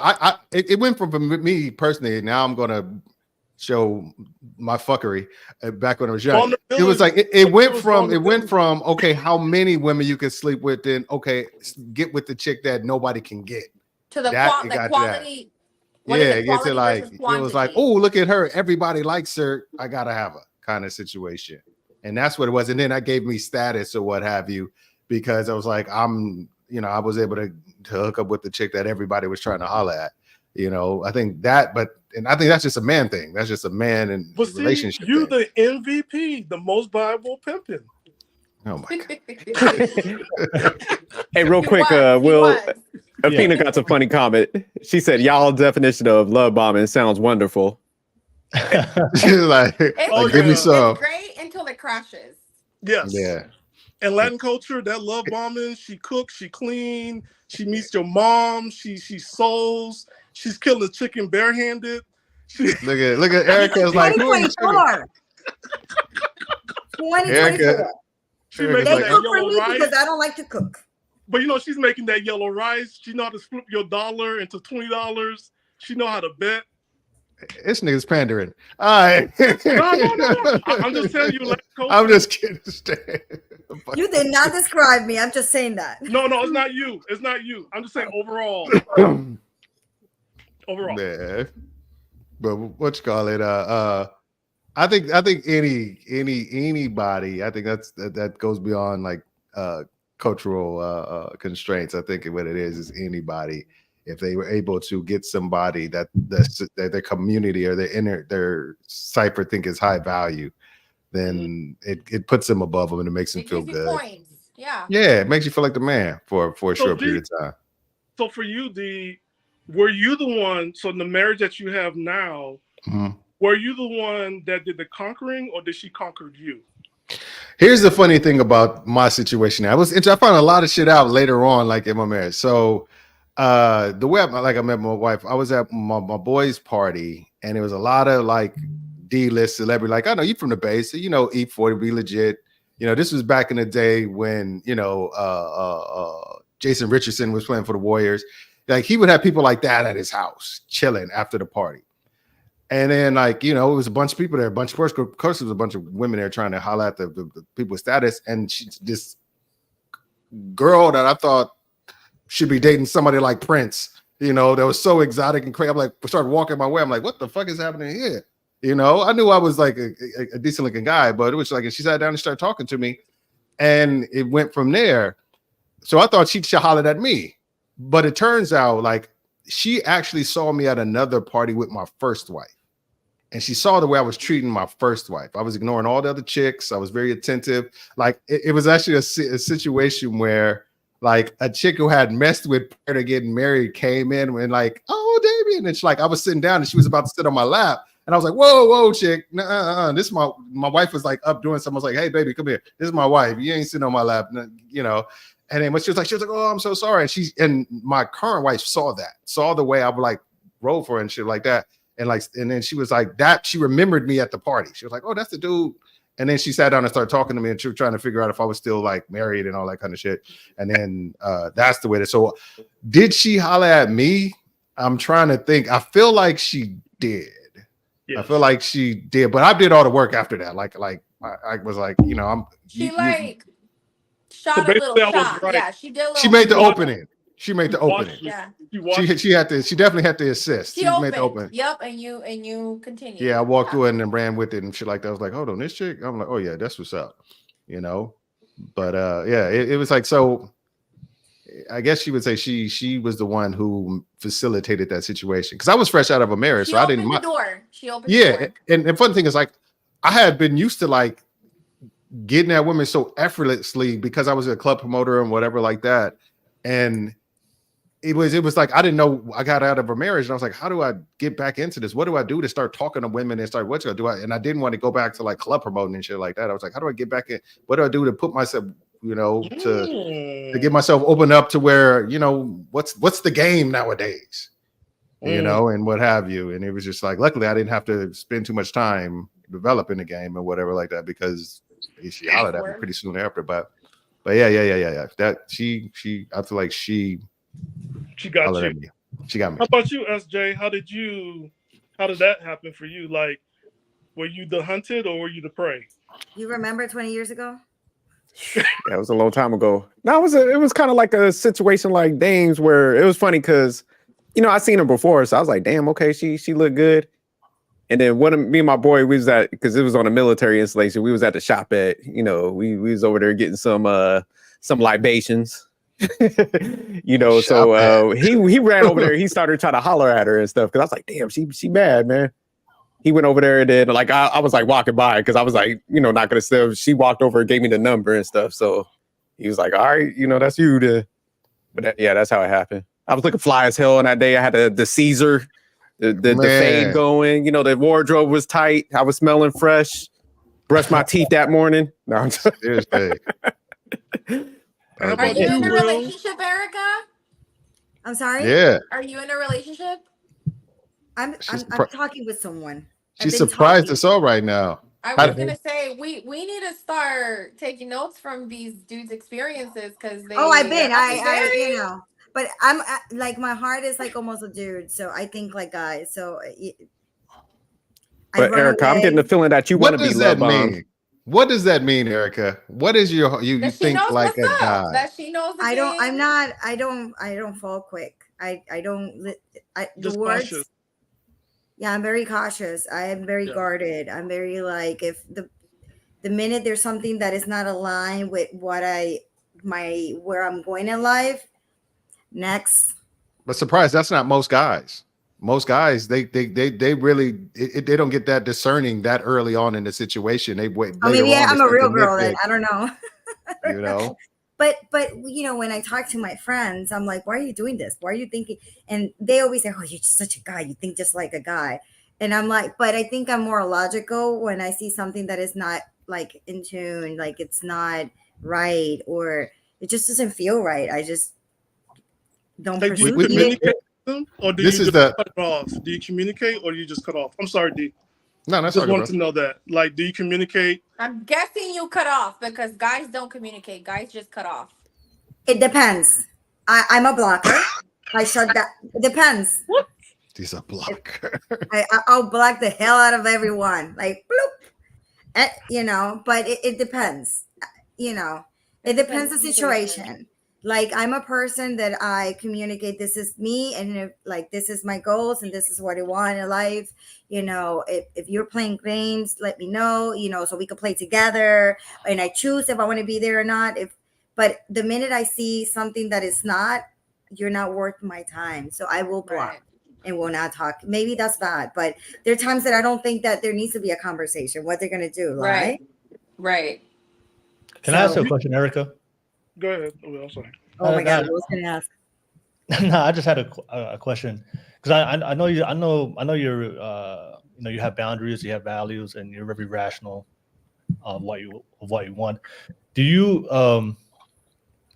what's your when you go into a new relationship? What's your general perspective towards it? Where do you really are you really open to being with somebody, or do you feel like sometimes that your past experiences can kind of make you jaded on how you view when men come into your life? I think the perfect way to say it would be, do you often go into a new relationship expecting it to work unless you show behaviors otherwise, and then of course you're going to move on? Or do you go into a relationship expecting it to fail? Good question.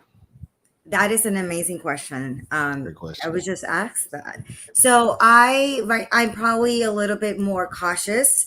So I like to take my time. It's like I don't want to be pressure. I don't want the dates back to back. I don't want to, like that. So to answer your questions, I think I'm more in the cautious, and I say I don't want to hurt you. I don't want to get hurt. So let's go really slow. And that's been my way. But I would say that my past experience kind of like guard me to go really slow. And guys tend to get anxious because they're like, where are you going? Like, are you care? Do you not care? Well, I'm like, give me my time, So, I mean, yes, I'm a little bit jaded, but I think in the area where I feel like I don't want to fall in a relationship and I don't want to feel trapped. And I think my problem is that I'm always scared of feeling trapped in a relationship. Okay.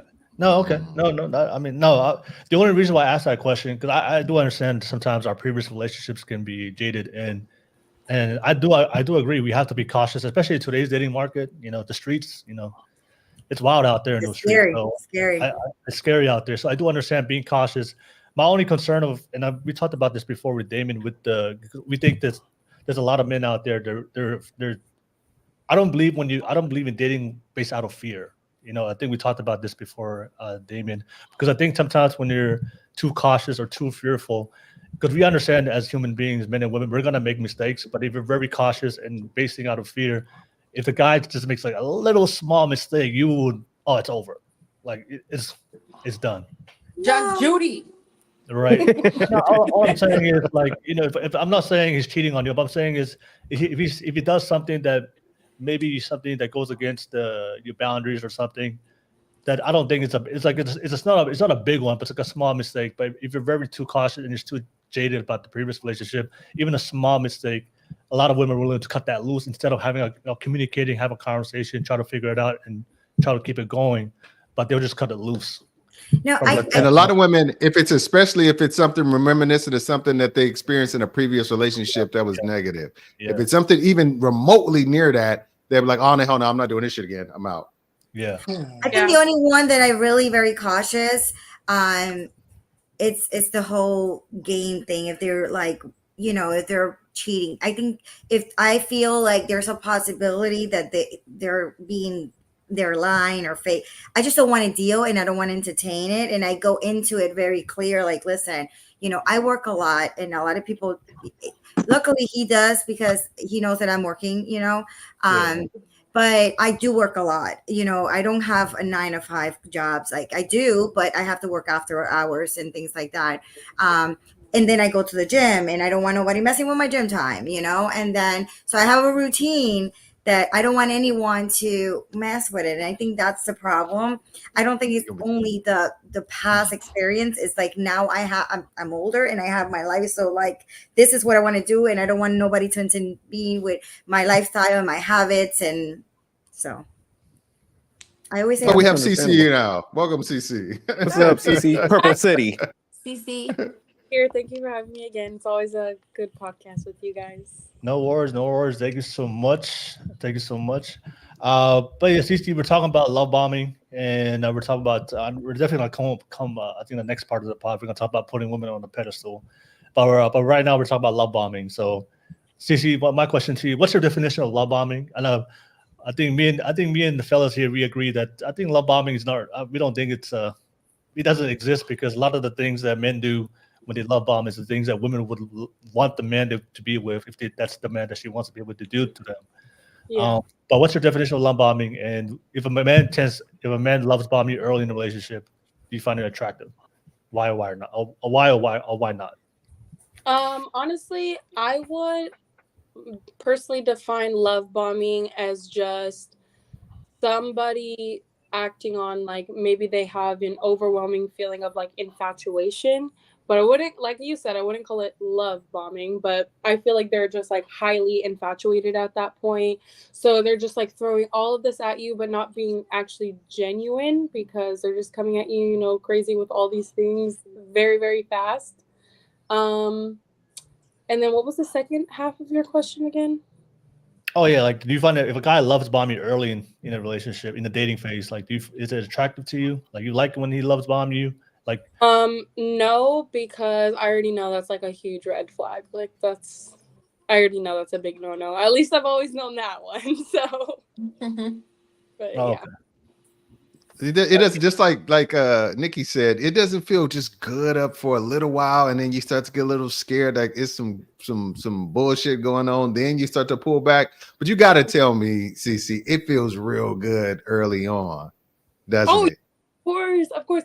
When everything is like brand new at first, and you're literally thinking, "Oh my god, I love this person so," or you're not love this person, but I like this person so much. Like, we're really gonna be together. Like, you're just very infatuated with them, but then, no matter what it is, people are never, ever, ever how they were when you first met, because at first people are only showing you the sides that they want you to see. They're literally just putting out like the best parts of themselves.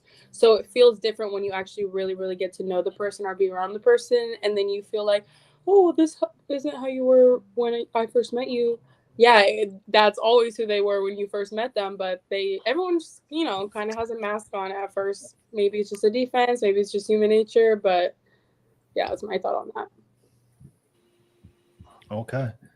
I saw this. I'm trying to pull up the picture real quick, and I'll put it on the screen. But I saw this this trend online that I do see a lot of, especially the younger men, they're doing is, you know, when they're asking their girl out to be their girlfriend, or to go out with them, they'll, like, you know, they'll decorate the room, you know, make a sign of "Will you be my girlfriend?"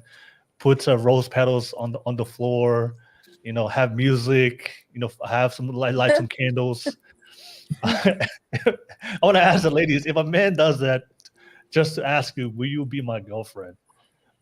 Is that something you want, or is that something that's gonna be concerning? You know what, this is too much.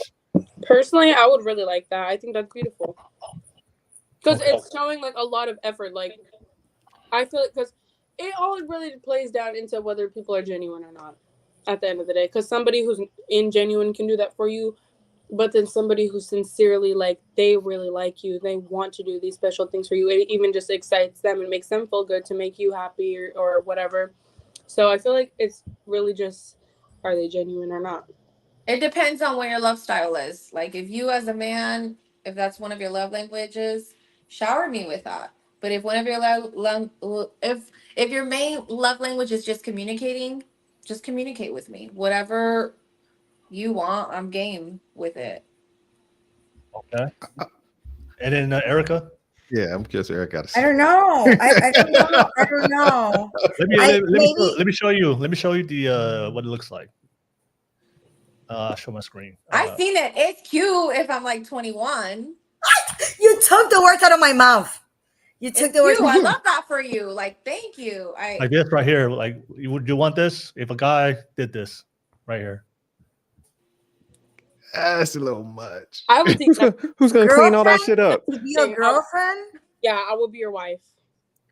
Yeah, you proposed to. Yes, I'll marry you. You proposed like this.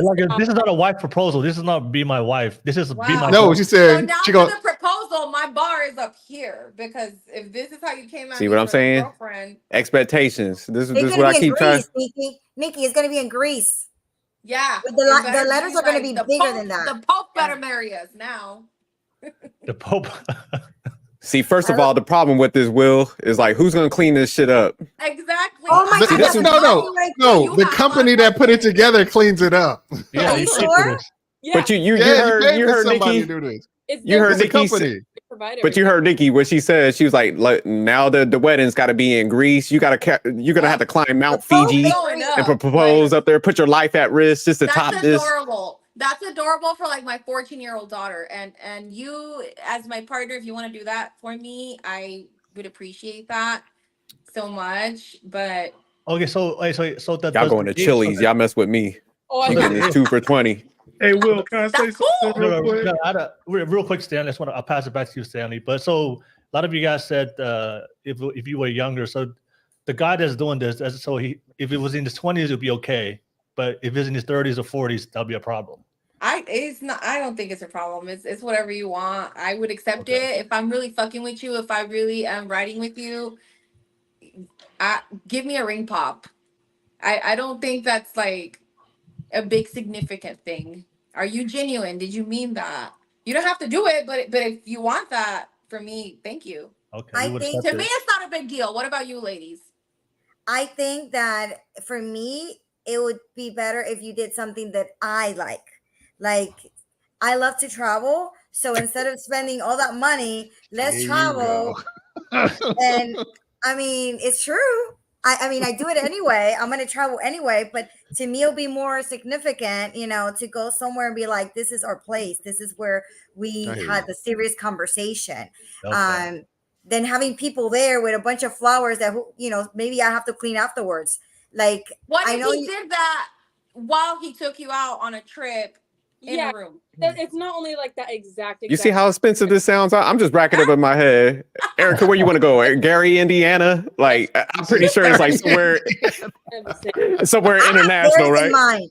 I have Paris in mind. See, Paris? You see what I'm saying? Paris. Okay.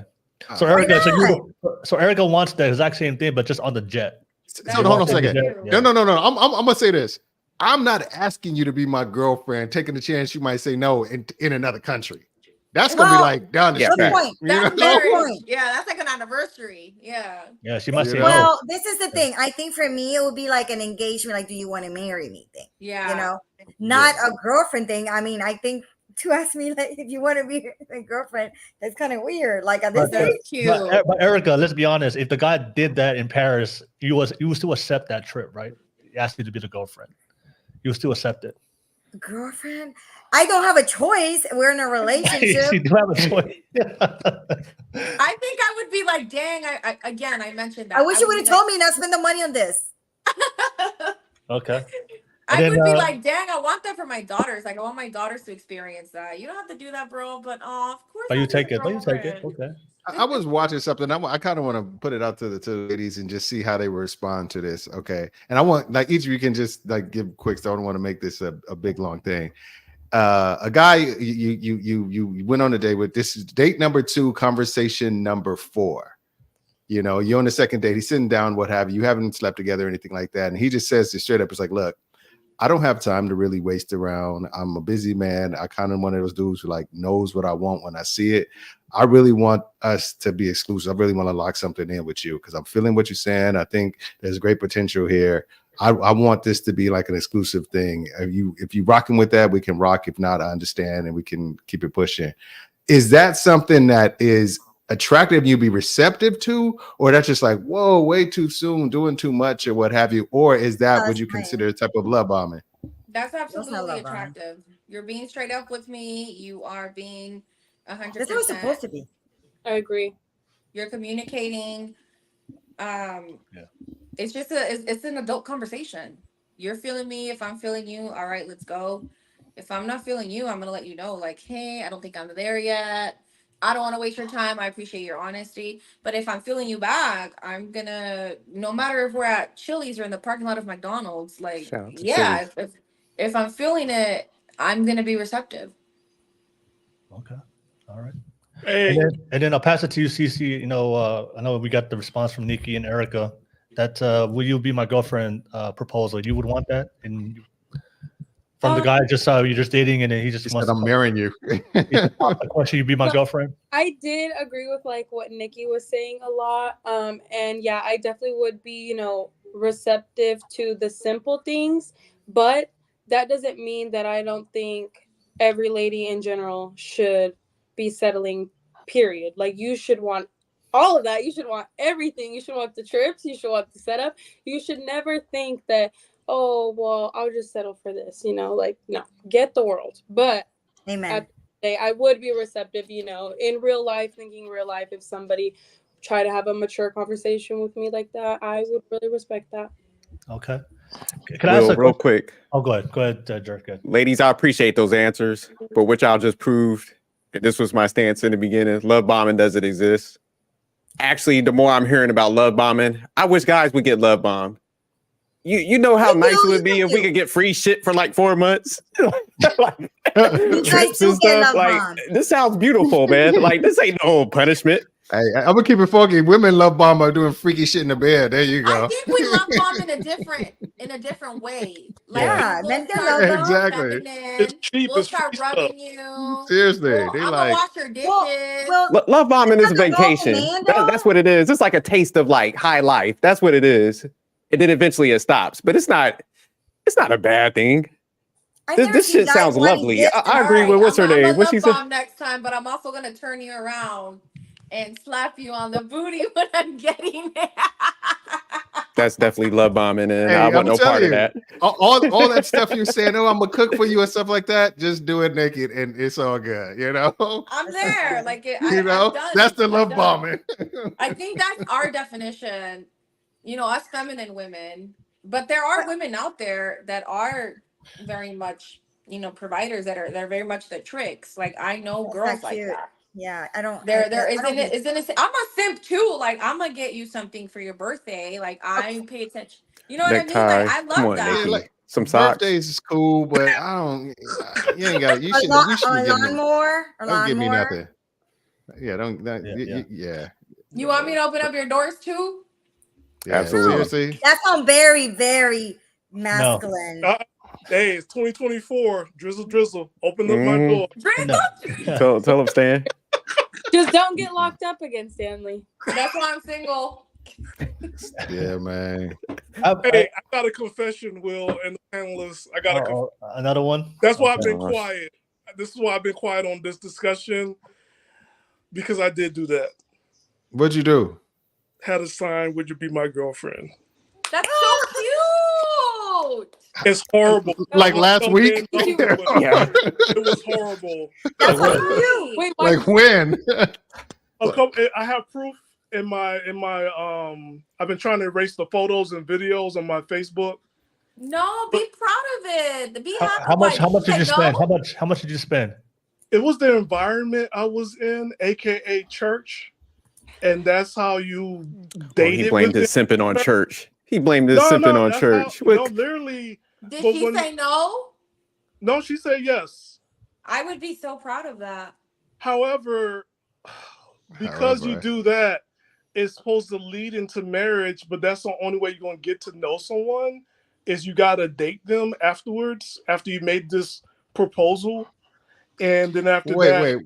How soon did this all happen? From the day you meet her to the... Day one. What was the timeline? A good amount about her. I'm highly disgusted. Like, settle down.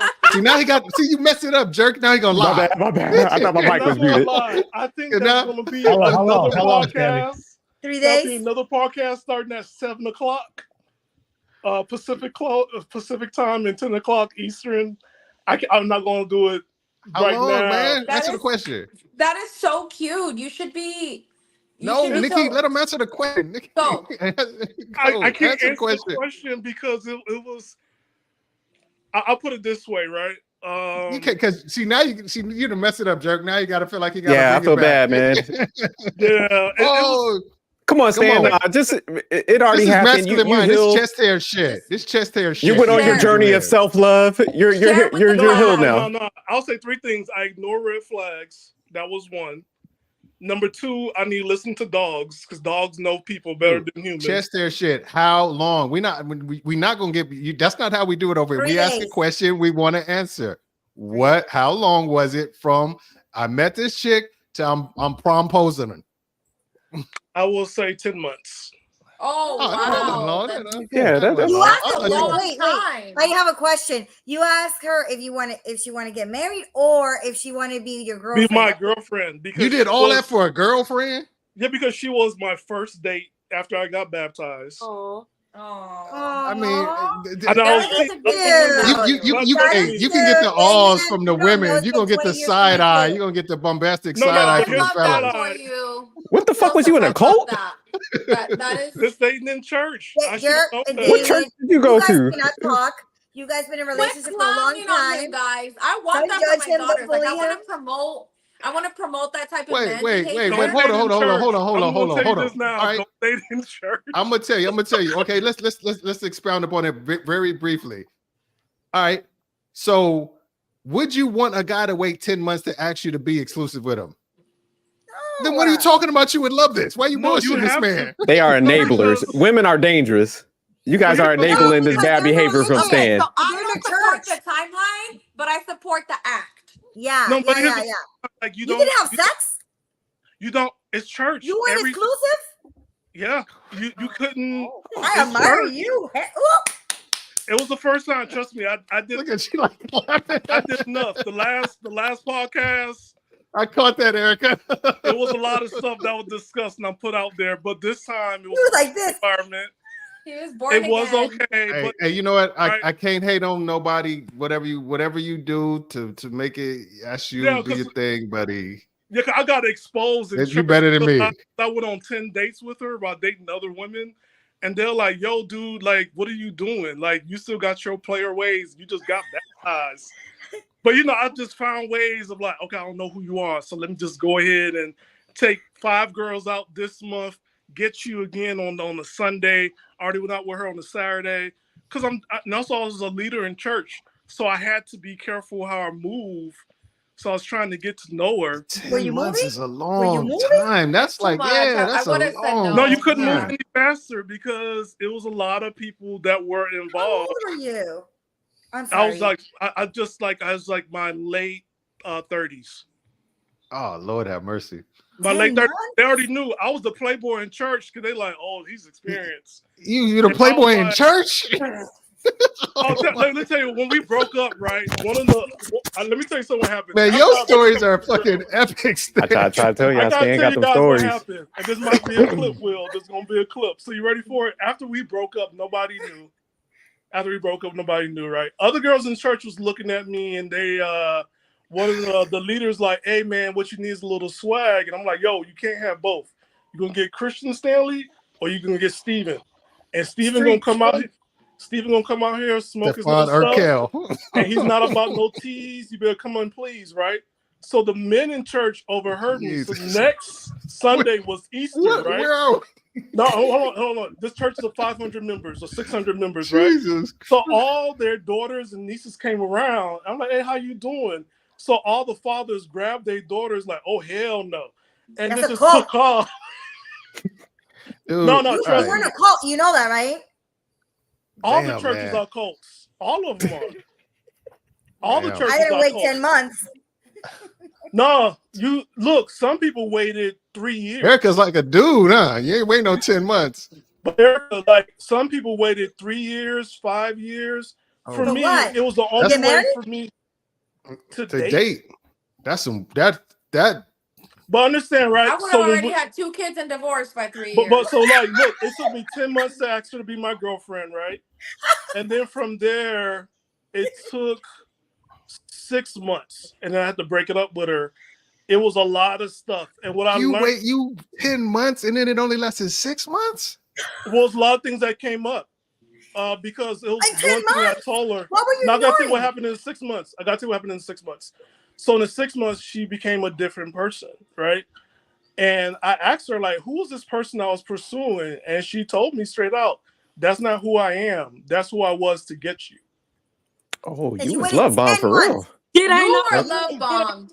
Right? You Man, just what's love explained bomb the for real? You're like definition of a love TC bomb. called it. And Yeah. by the way, And so that wasn't so a after that, that wasn't a red flag. That was a whole carnival. Okay, I'm just saying. yeah, Seriously. facts. and even get more interesting, other people in church knew that's not who she really was. Because I was new, it was kind of like, okay, They didn't give you a heads up. they wouldn't. They wanted her to get married. And it was like the new guy don't know any better. They wanted you to save her. You are, yeah, He got saved. somebody I got to wanna save be this chick. No, but I'll say this. In all fairness, though, when it was done, I learned a lot, right? I set You her up better. with the guy. So the ministry I did was a singles ministry. And what I've done was all the single moms and dads. I set up all the dates. A couple of them did get married. And then for her, I set up with this guy and they did get married. So Oh wow. Okay. mind you, I'm just a new Christian, so I just handle it. Once I left church, Stephen came out and was like, look, I got it. And we just went about our business. Like, this was nice. I ain't going back. I'm back on the try it before you buy it program. We're going to have some. I have a question. I need to ask you, and this might be personal, but were you able to get any from her to try? I don't think so. No, you can't, because the thing about it, like, no, you can't. You're not going to be left alone. Like, that was the thing. You're This not is some weirdo shit, man. I'm look. Let me tell you this something. is some weird When it shit comes- right now. I'm telling you. No, this kid you not. Like, if D was in that church and SJ was in that church, they got the same treatment. Like, yo, where you going? Who you meeting? What's going on? It was pretty much like I was watched, and you know, I experienced something like that. I lasted 2 days. Never yeah, went but back. you wouldn't know. But the thing is, you would know. You would know. I like that, Nikki. Because it's like you, Erica. I have a system in place. I just keep things in order. That's it, right? I've learned a lot of things dating this woman. I don't trust Nissan Altimas ever because it tells all the secrets when you go to when they like let you borrow their cars. I don't want no Nissan ever in life. If a girl got a Nissan Altima, cut it out. No, red flag. Trust me, I don't have a Nissan, so we good. All right, red flag. I don't borrow nobody cars anymore. I don't want your car. Why would you borrow cars? Hold on. We so derail Will's whole program. I'm sorry, Will. I told you, Will, this is gonna be a clip. My bad, brother. I'm gonna bring it back. I know you got like an hour left before you. And I know you had a second part to this. My bad, my brother. No, you're good. But Will, you got to know, like, there's a lot of people, because when it comes to dating and because you're in church, I know I sent SJ this book. It was called Kiss No More. And in the Christian world, is this guy who talks about how to date as a Christian. And a lot of times when you get all these books and bombardment of information, people are very protective of the sisters in church because they've been used and abused. And I know people follow things in church, like what goes on in church. There's a lot of stuff that happens no matter what church you go to. Yeah, because they're the wildest chicks. I done dropped women off from my house to church when I was smashing, you know. Period. D. I'm telling you, they're the wildest chicks. Let me read some this super chat real quick. My bad. That's from Jack. What's up, Jack? Marcus Antonio Marcus. Will said women say one thing but do another. Hashtag men take notes. All right. I appreciate you guys. I see Marcus, Athena. I was always good to you guys on the live chat. I appreciate you guys. I see 7N, E-Rock. I appreciate you guys. DDT. Definitely let me know what you guys think. E. Cervantes, Milagros. Good to see you guys. We definitely have some great conversations. And Stanley definitely got the stories for you guys, as always. Yep. I do appreciate I lived the life. Yeah, like I said, I'm glad I'm informed. Real quick. I gotta tell you guys about this author because it's a big deal because he was a New York bestseller. He wrote 3 books. He pushed this thing out, and as it turned out, this man was the biggest sexual deviant ever, and he's a white guy. And it was like, yo, you've been pressuring, no matter what Christian faith you're in, Catholic, Mormonism, Latter-day Saint, Baptist, this was the book they put on you if you're single. And it was like, yo, this guy was like, fangirls and escorts, and I'm just like, what's going on? So when it comes to let's get back to Will's shit. no. But when it comes, that's the thing about love bombing, right? Because you see it so many times in church, right? Putting women on a pedestal. I want to do segue, right? The minister always come up and like, I'll be so lost if it wasn't for my wife. I thank God every day that He blessed me with a wife that deals with my mess. That's Fellas, how Daniel feels in church. Okay. Right? Ooh. And that's what a lot of I don't times got no mess. church, My mess. I cleaned up But my see, mess but- way before she did. Yeah, but let's you just see move on at to church, the. you're taught in dating, you have to pedestalize the woman in your life because she's a blessing, and you're just a low life and a scum. But then you have this stuff, and that's Yeah, all I'm just going to say. let's break down the next part of the pod. But I did want to ask the fellas the question, right? Because I do understand why a lot of women love that stuff. When it comes to the emotional romance, women love those things, especially when they're done by the man that they want to be with. But I do know from previous podcasts, CC, Nikki, Erica, you guys like masculine men, right? Men with intention, purpose, leaders, competence, has a plan, right? Correct. Okay. Providers. So Erica is one. That's just the definition of a man. If that's not yeah, like a then manly you're a man, bitch. provider, protector, he wants to take care of you, appreciates you, values you as a woman. So no, I want to ask Damien and Sophisticated Jerk, because I do understand, I do know why a lot of women like that, have that set up, flowers, romance, dinners, and everything. But a lot of women also say that oftentimes, like, they want the strong masculine man that's working towards a purpose. I do want to ask Damien and Sophisticated Jerk. I think for me, I don't think especially if you talk about men who are very into their purpose and they're trying to accomplish something in their life.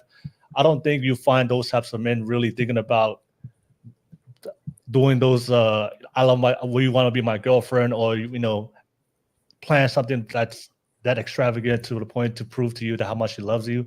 I think when it comes, I think for me, based on my conversations with guys who tend to be a little bit more masculine, they tend to do those things for their wife, for the woman that has proven themselves worthy of that type of romance and love.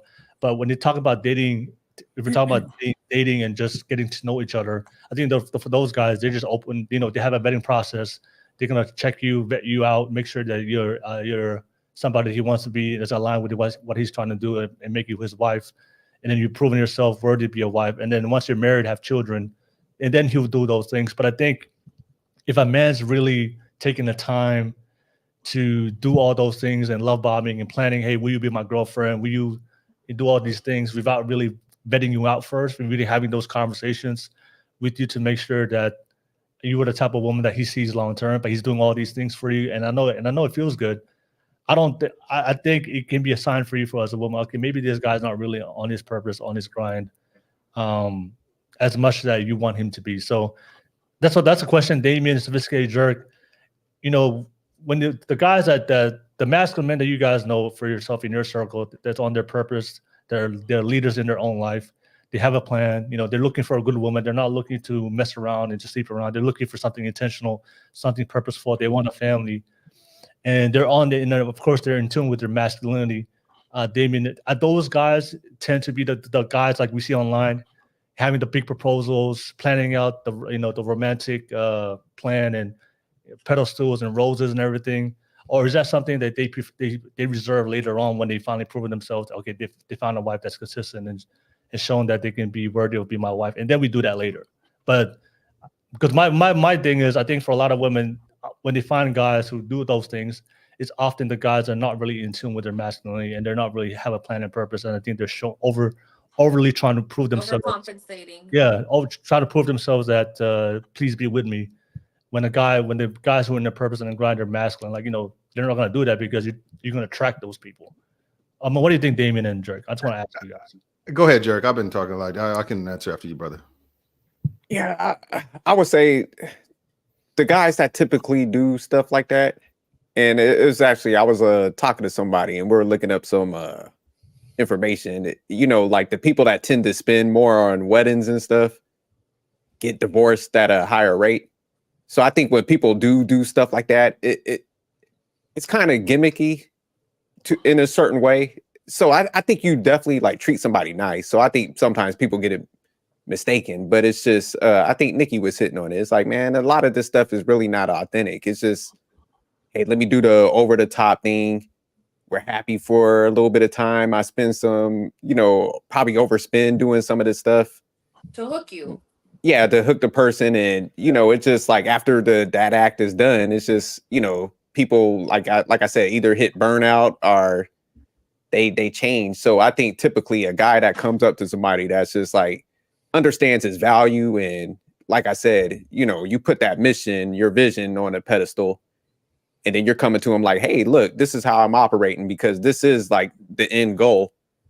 So it's just like you're not going to budge off that, but you are going to communicate like that long-term vision, what you got planned. Like, hey, I'm saving money because I'm trying to pay off my house in like 10 years.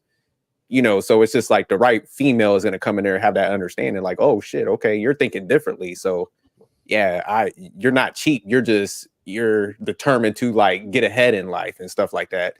So yeah, I think a lot of times when guys typically do stuff like that, yeah, it's they're trying to like you guys said, love bomb or whatever, try to lure that person in with all that stuff. And a lot of times guys that do that stuff, like I said, they don't understand their value. That's why they do a lot of that stuff. And then they do it to like multiple women and stuff. So yeah, it's really gimmicky, and it just shows like that emptiness somebody has internally where they just can't communicate, stand firm on like, hey, I'm not doing this at this time because I do got, I'm trying to invest. I'm trying to start this new business. So I got my money allocated for just like different things. And it just kind of reminds me of the story. I remember one of the ladies I used to work with, she was just, talking to me at Manic one time, and she was just breaking down. Husband was doing all this like over the top stuff. But, once they got married, she was just like, you know what? I see he's just terrible with money now because he would stop and drop whatever he was doing, come fly to see her. He was paying for the trips. And then once they got married, she was like, he can't save $1. So looking back at like his spending habits when he was doing all that stuff, now we have all these issues. We're trying to put our kids into like private schools and stuff, but he'll go and blow the money on like materialistic things. So that's what people tend to not look at when they see that type of stuff. So they do misread it as like, oh, this is what guys should be doing. But a lot of times, if that guy ain't no multi-millionaire, I mean, just rack it up in your mind. Like, that's kind of expensive, man. What do you do for your retirement? Like, oh man, I ain't really worried about that. I'll get to that. So masculine men have a look at the bigger picture holistically and know how to say no to certain things, but they also would communicate the logic why they're not doing it. It's not like, oh no, I don't want to do that because I don't want to be a simp or something. It's just like, nah, I'm doing this for a purpose, The two most masculine, my homies, my cousin TJ, who you met, Will, as well as my best friend Ty. We see through that style over substance bullshit. That it kind of wears thin with us. Don't get me wrong. If I was proposing and this was part of my grandiose thing to show you, okay, you're going to be my wife, and I'm going to make the spectacle of it because of the significance of it. Because how many people have you asked to be your wife, and how many people have you asked to be your girlfriend? How those aren't on equal levels of significance in your life. This is something significant, so the expression of it is going to be significant. But this girlfriend asking like this kind of stuff I think that's kind of just to piggyback off a little bit what Jerk said. I think that's all style over substance. What does that actually mean? If you're going to spend $1,500 on this thing, this big be my girlfriend thing, but then you're not going to propose to me. It's 2 years later and you haven't proposed, or 2 years and then we haven't moved forward. We haven't developed any long-term plans. Like Jerk was saying, what does it matter? That was just bullshit. That was just the show. There was no substance to it. You can have as much style as you want, but there needs to be the equal amount of substance to it. If I'm going to spend that's going to say, will you marry me? Because that's substantive and it holds weight to it. I'm never was one of those people who just did shit for shit's sake, as far as like, you know, anything I did when I was dating. So and I don't know. Not to get me wrong, I wouldn't get like if I had a male friend who was just like, I'm gonna have this big girlfriend propose big thing going, I'd give him a little shit button, but I'm like, hey, if that's how you rock, I'm not gonna be like, that's how you rock. But I would wonder, I was like, okay, well, you better be doing this because you see this going down. This is like, okay, this is step one for you to being my wife. I'm seeing this much potential in this relationship that I'm willing to invest in this kind of over the top extravaganza for you or whatever. But if it's just, I'm just trying to be cool or I'm just trying to be different or what have you. Exactly. It just looks good for the gram, you know, then I'm just like, that's bullshit. I mean, seriously, because I mean, you could do that. You could actually, like you said, you could actually, a woman, your girlfriend in line at Target. You know, you don't have to do all this shit. I think you save the stylistic shit for shits that have substance attached to it. Like when I propose, that's a trend for like influencers. Yeah, I think it's something trendy and it's unauthentic because it has nothing to do with, like you said, I forgot who said it, but it's like it's something to do closer to what she really. I remember when I proposed to my wife. It was on the day before her 30th birthday. I said, she said, I got a feeling you're gonna propose to me. I was like, okay, so you wouldn't know which one. I'm gonna have 3 different things going on. So you don't know. We're gonna have dinner we're gonna have dinner at a nice restaurant with all of our friends and family. I'm gonna take you to a trip, just me and you after for your birthday. And damn, I forgot what the third thing was. But I didn't end up proposing that, and I proposed in the one that she was like least expected. It was like in front of in the restaurant in front of everybody. You know, that was the kind of thing. It was just like that was not only stylish, but there was substance there too. It was just like I showed the world, okay, I'm dedicating myself to this woman and hoping that she's accepted and yada yada yada. But it wasn't just for bullshit, you know. You know, and that's the difference. It's just like the shit you do needs to have some substance. If it's some substance to it, some weight to it, not just because it looks good on the gram. No, the reason why I asked that question, thank you for the question for the responses, Damon and Jerk. Now, the reason why I asked that question because I do see a lot of girls. You know, they want a masculine man, they want a long-term, purposeful relationship, or provider, protector, but oftentimes they attract the types of guys who do these lavish gifts and love bombing and, you know, proposing. And I think from my experience with the guys that I would consider masculine men who want families, I think one of the things that they're more concerned about, and I want to share this with the ladies, they're just concerned about providing, protecting, and taking care of you and the family. They're thinking long term. So their ultimate goal is to work towards that. I'm not saying that masculine men can't be romantic, and they can't do those things for you. But oftentimes, what I see is they tend to do it for the women that they have qualified and vetted, has proven themselves that they're wife material, right? They're not just going to show that to any woman. And I think that's what I see with a lot of the young men. They're willing to do that with any woman that hasn't proven themselves yet, all right, or hasn't shown anything long term for them to invest into it. So I think. I just think for me is when it comes to if you want the romance, I think for me is the romantic things I would do for a woman. Oftentimes for me is just listening to her, what she likes, and then I'll do it. That's what I do. I'm not doing it because it's trendy.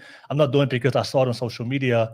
I'll do it because I listen to her and I realize, oh, these are the things that she likes. She likes, if we go on a date, she talks about flowers. You know, I like flowers and this. That's something I would consider later on, and I would do it for her. Not because it was a trend, not because I'm trying to love bomb her. It's just because I do care about her. I do care about her safety, and I'll do those things. But my ultimate goal for me is just I'm looking for a family, I'm looking for children. That's my priority in my life, is to make sure that we can achieve that first. And then we can do that later in a relationship. But I think sometimes women get caught up with the love bombing and the romance, but that guy hasn't proven himself, or you guys not even committed yet. You guys even had a discussion with long term. But I think one of the things I do have when talk with the guys that tend to be more masculine in their purpose, they're more clear what they want in the woman, and their main concern is just making sure that she's taken care of, and their vision, their plan of what they want for what their relationship looks like in the future, or their vision. That's the main concern. They're not worried about, you know, planning in, hey, will you be my girlfriend? You know, that's not their way of making sure that to prove to you that you want to be with them. But no, I just want to ask that question because I've seen a lot of girls who's like, you know, if a guy doesn't show you the lavish proposal, a lot of girls, because that's a trend today, because that's what we see on social media, a lot of girls will be like, oh, that's not they'll base their judgment long term off that, instead of looking long term with the guy, like what kind of plan that he has for you. Hey, Will, that's a good point. I like that you asked that question. So, because I was just listening to what you were saying. Because like and that's why I was talking about the expectations people have. Yeah. It's almost like they set themselves up, you know, with all this stuff to be love bombed. Yeah. You know, by like all the over the top stuff, like you were saying, doing it for the gram and all this stuff now. So it's just like when everybody's kind of like buying into, I think Stan was asking a question earlier about like, hey, is it society that's kind of pushing a lot of this stuff? It's like, yeah, you know, it is, because everybody's looking like what the next person has, and that's how they think like, oh, you got to win me over by doing all this type of stuff. This is how, like, you know, you kind of win me over with love and stuff by doing all this over excessive stuff. And it's just, it's not leading to really anything. Because like what Dane was outlining, what I was kind of outlining is just like, you know, people ain't really mapping it out and doing stuff for the right reason. So, nah, I think that was a good segment. I just got a quick question. How did you guys then express your love that's very different from what we see on the gram? Like what was like a proposal or gift that you give to your wife or your girlfriend that was very different and outstood for her? I gave her a plan for a future. Yeah. I gave her a plan for the future. I created a plan that included all the things that she wanted, and I planned that a future out that included all those things. She wanted to be a stay-at-home mom. I said, okay, I'm gonna do everything I can. At that point, when we first met, I had to work, she had to work. There was no whatever. I said, you don't want to have kids until you can be a stay-at-home mom for a certain amount of time. I'm gonna work my ass off until you can be a stay-at-home mom for 10 years and whatever long, and then you know, I'm gonna take care of you because that's what I want. I agree. Our values were in line. I wanted a woman, when she had my kids, to have the ability to stay at home for at least 10 years of their life. So I said, you're going to get that. You're going to get some of my men who's strongly against infidelity, or who's strongly against, have these certain principles or these certain set in stone values that you're going to get. And then as far as gifts and stuff like that, yeah, of course I paid attention to her. Like, you know, I give her flowers here and there and stuff like that. And I knew she loves that. Right, the Starbucks example. Yeah, exactly. Like, it's example. I know she liked a certain. I paid attention to the drink she wanted, and I go to her and stop by, drop it off our drink at her thing, chop it up for a minute at a lunch, and then bounce. You know, I just paid attention to the things that she wanted, not everything from what she wanted long term to anything she wanted short term. And I just made that a priority to make sure I did that for her, because she was doing the exact same. Everything I liked, she made it a priority to make sure I got everything I needed. And that was the first time that it really had happened. And first, even in my first marriage, it was like we both were trying to get what we individually needed first, and then what was left over we gave to the marriage. I think a person that's going to base the relationship on the proposal or on the be my girlfriend action, I don't think that's a very emotionally intelligent person, because you need to pay attention to the values, to the purpose, to the plan. Again, like if you're like, oh, if it's on a huge, I don't know, what are we calling these be my girlfriend acts? Proposal. If you're telling yourself, if it's on a huge proposal, it's going to be a crap relationship, but then you should work on yourself. Yeah, exactly. Your value situations are all fucked up. Yeah. The reason why, because I think a lot of the trends we see online has no substance, or based on like what looks good. What you're looking for long term, right? Because there was this girl I had a conversation with. The reason I brought it up, there was a girl I had a conversation with. She was dating this guy that was love bombing her, you know, taking out lavish gifts, you know, proposing to her, and being romantic to her, and then there was another guy also that showed interest to her, but he was more like the focus type. Like he was just working, grinding, saving up. He wasn't giving her a lot of gifts. He wasn't trying to give her a great proposal, but he did try to pursue her to let her know, look, I want to date you. she chose a guy that was giving more of the gifts and the lavish proposal and the love bombing, but he wasn't the guy that was setting up plans and having conversation about the future. And she overlooked the guy that was just grinding, working hard towards building a family. And she went with that guy. And then she realized that guy, when he came to having responsibilities and raising children, he dipped. Yeah, I was gonna say I'd like to know how that ended. Yeah. And then she tried to go back with the other guy, but that guy, he found another girl. Good man is going. Someone that matched him. Yeah.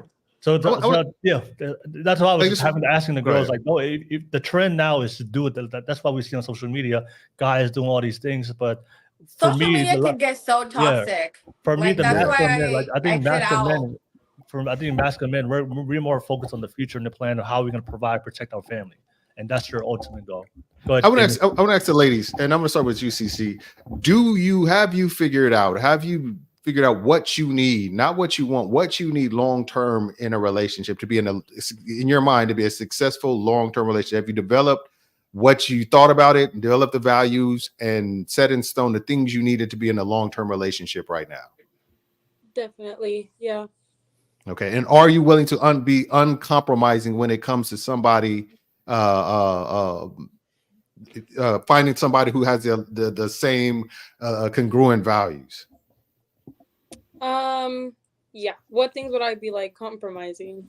No, I'm saying like compromise, like saying your values. I don't know what your values are, so it'd be you have a value set that's determined what you feel like. Okay, because of the values I have, this is what I need in order to be in a long-term relationship, that a successful long-term relationship. And the compromise would come be like, well, I don't need him to not cheat, or I don't need him to not do drugs, or I don't need him to be consistently working. I don't need him to be have a good relationship be religious or whatever, like it is. Those are some of the values people set for themselves in order to determine if I have these things, this is a good that has nothing to do with materialistic shit. Yeah. Be blown based on like saying, are you in a position where you are uncompromising when it comes to those values? Yeah, honestly, one of my worst traits is that I'm way too understanding. So I definitely feel like I could see myself compromising even though I shouldn't. Yeah, and that's the thing. And that's what I think a lot of people need to step away from being in relationships until they get to the point where they're uncompromising, because if you compromise too much, if you keep bending, you're eventually going to break, and this person is going to be you're going to totally waste a lot of unnecessary time on people. What about you, Nikki? Do you feel like you've done the work to develop the value set to where you know what you're going to need for a long-term relationship? No, I don't think so. I think I'm still working on myself. I think I'm still finding what I want, and I'm raising my kids, and right now my kids are a priority, and I just choose not to date because they're so little. And I kind of gave myself a timeline. I'm like, okay, I have a 14-year-old and I have an 8-year-old. When the 14-year-old is in college and the 8-year-old is in high school, I think I will be in a better mindset to open up the doors to date someone long term. I appreciate your transparency. What about you, Erica? I think I'm aligned and I know what I want. No, what do you need? Not what you want. What you want can fuck you up. What do you need? What I need, what I need, a consistency. Somebody understands where I'm going and what I want and wants to do the same things that I want to do in life. I'm not looking for the marriage. I'm not looking for the house. I'm not looking for all that. I'm not looking for having kids. So I want a companionship at this point. And yeah. So the reason I asked that question is because when you have that value set and you find somebody who's aligned and you see the real potential for something long-term, all that surface shit is just fluff. It's just meaning, it doesn't mean as much. The promposals and anything that society and social media is telling you need to have for a person to show that you're valuable goes out the fucking window. And that's what I learned. I'm luckily I didn't have to deal. I never was one of those people who had to deal with anything related to social media. I got out, myself and Jerk, we never had to do when it comes to our relationship. But it's just one of those things where I think that's the kind of stumbling block is like social media have people vigorously chasing everything they want instead of stepping back and figuring out exactly what they need for long-term relationships. Exactly. I agree with you. Well, I think that proposal, I'm sorry, that proposal, like, and I know Nikki and I said it from the beginning. I think it depends on the person, what they want in their life. But that is something that doesn't attract me. I think Nikki said the same thing. Those things wouldn't like get me excited. Actually, would probably get my personality would get me a little bit embarrassed. But I think that it will go back to communication. If the person really loves me, would understand the things that I like, and instead of spending money on something like that, would do something that I would enjoy more. So and not for a girlfriend. Yeah. Yeah.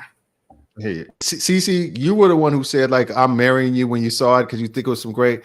It's okay to be liking that shit and loving that shit, but if you in the long-term relationship, just make sure that there's substance behind it. Okay, what is the plan after that? I mean, Because that's gonna give you the warm and good fuzzy feeling for what you call it. But what happens later? Actions, then I'm over it. Okay. Yeah. I agree right. with you, Off the Jamie, and I don't soapbox. think none of that is important if the purpose and the genuine is there. I don't think none of that is important. Once you're like in a mature place in your life, that means nothing.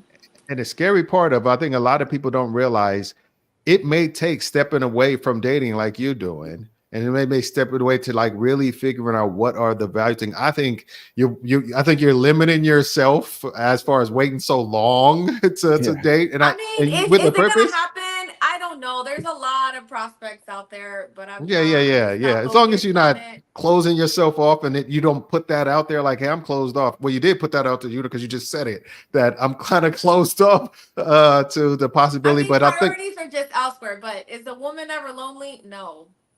yeah. That's why I wanted. That's why I wanted to add that part, Damien. Thank you for breaking that down. Because I know I heard Cece. She said, the guy does that for you, automatic marrying. I've heard that for a lot of women, but I don't want to. I don't want to make it. I don't want to make it that masculine men are boring and they're not going to do these romantic things. I think based on my conversation with the guys that have a purpose and they're working for their plan, they're willing to do that for their wife, the mother of their children, right? A woman that's proven herself, that's going to be a good quality wife. Those are, a lot of the guys I know are very romantic. It's usually the guys that with their they do that with their wife.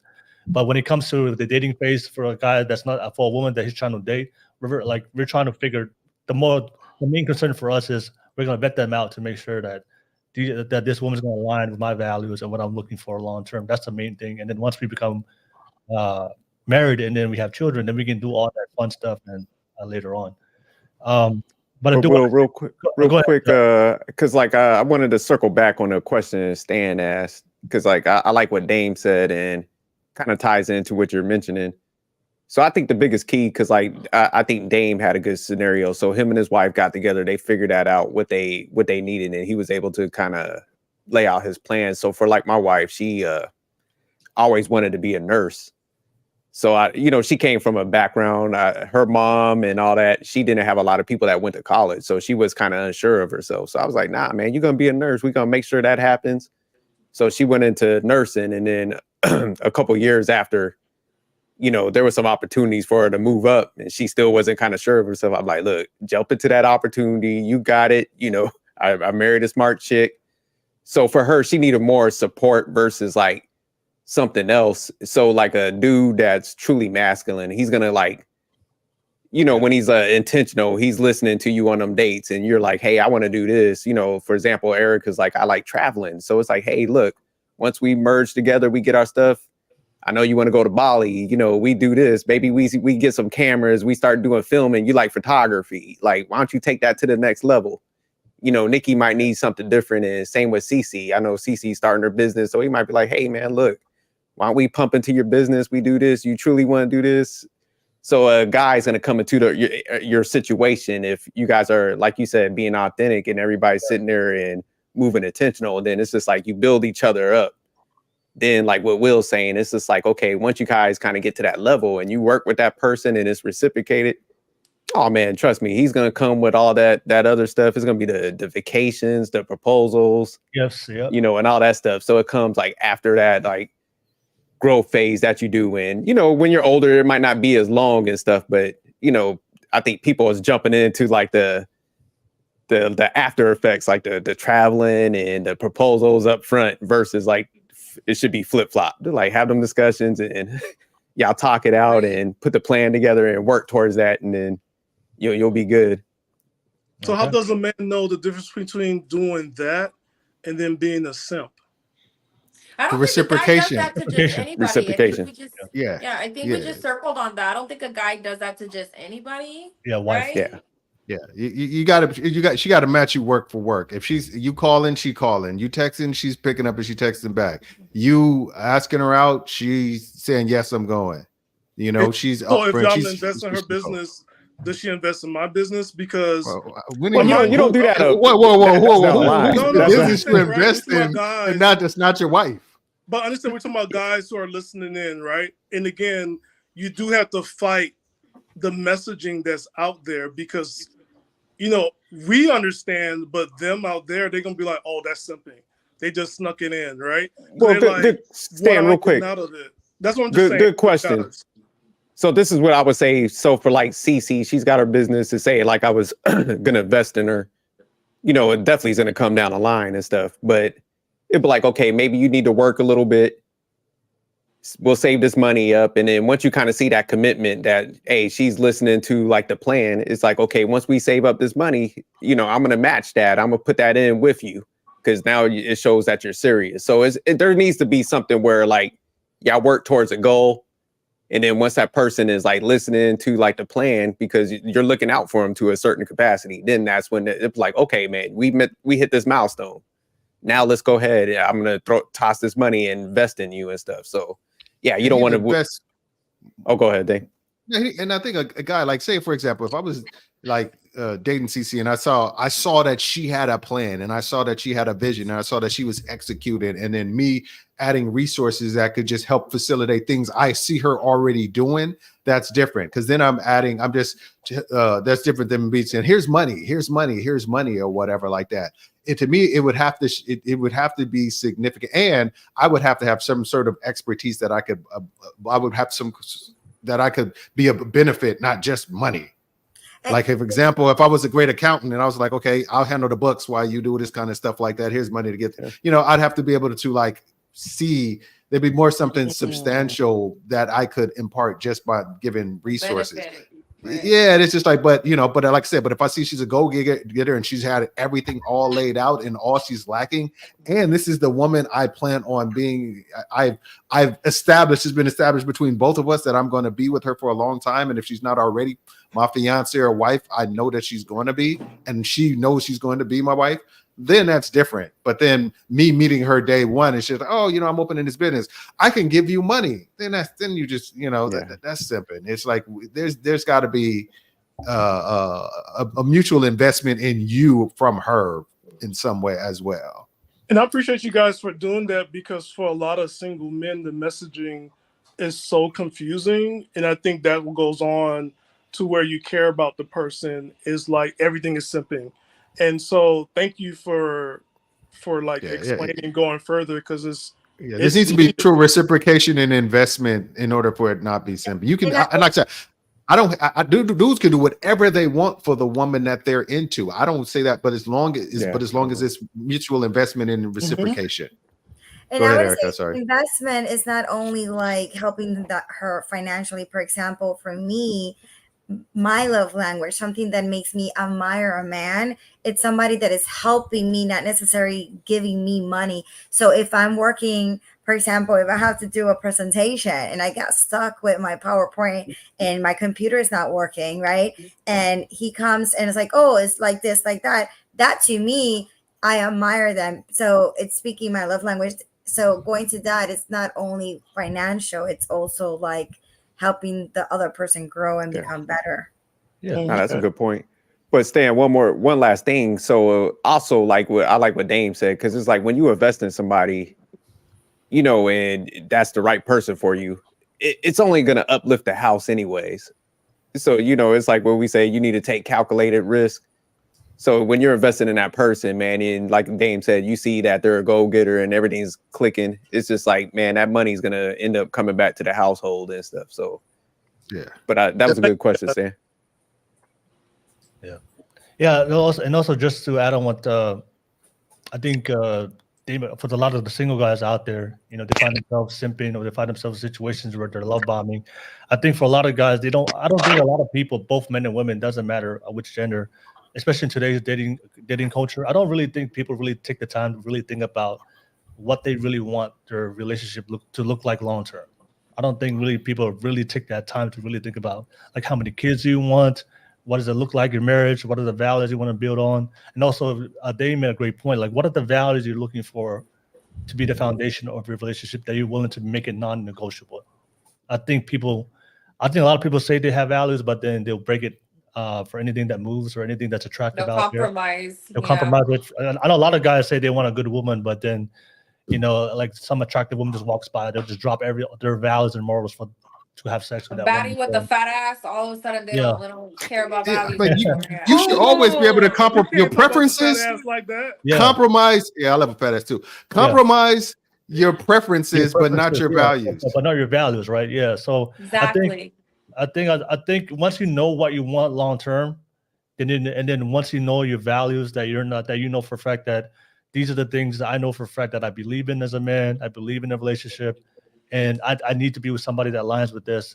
I think then you can bet. Then it's easier to find, and then the only thing that's left is to find people that has that and be disciplined enough to stick with that and not let your sexual urges or the temptations of Yeah, I sex think steer you vetting away. and observing is very important because you kind Yeah. of start matching values.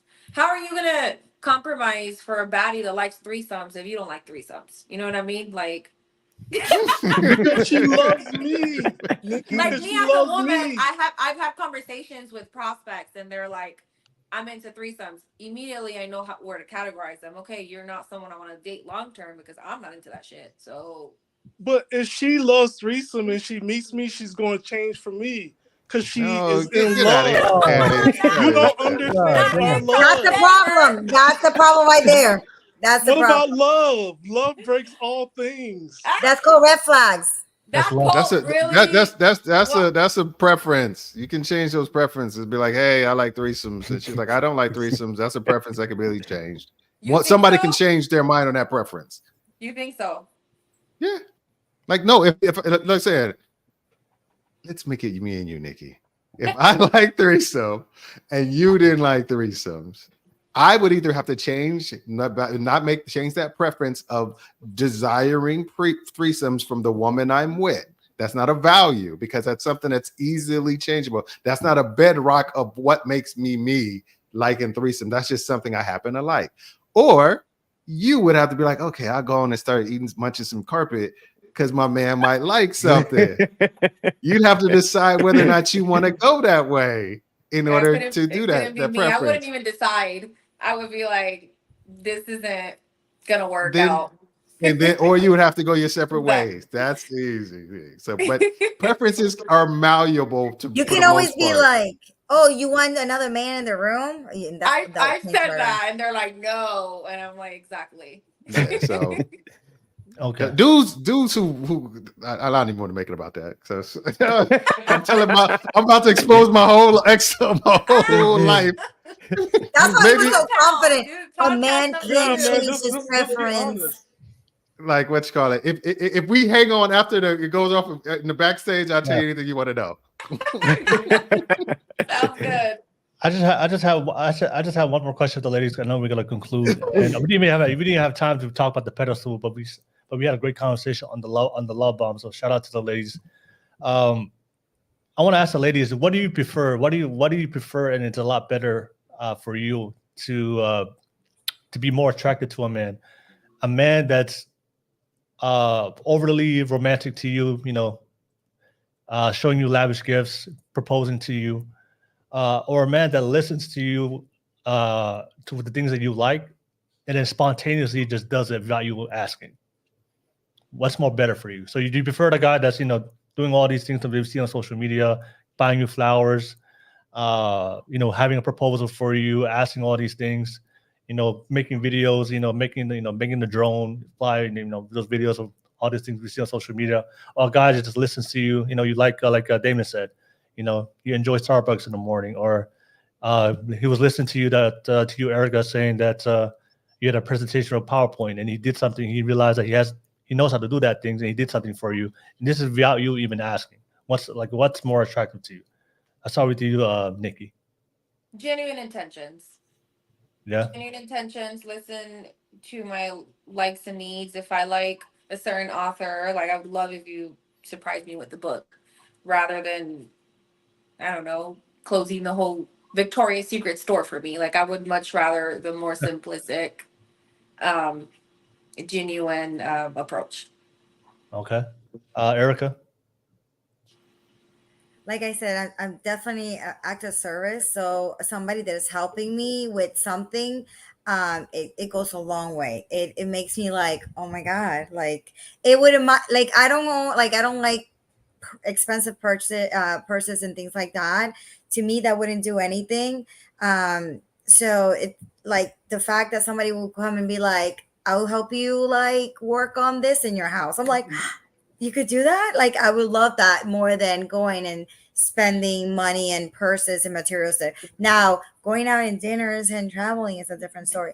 But, but I could do that for myself too, so I'm not being here a gold digger or anything. I do that for myself. I'm a gold digger. I always tell guys I'm a gold digger just to shush them away, to That's a scare good them one. away. That's a good one. Yeah.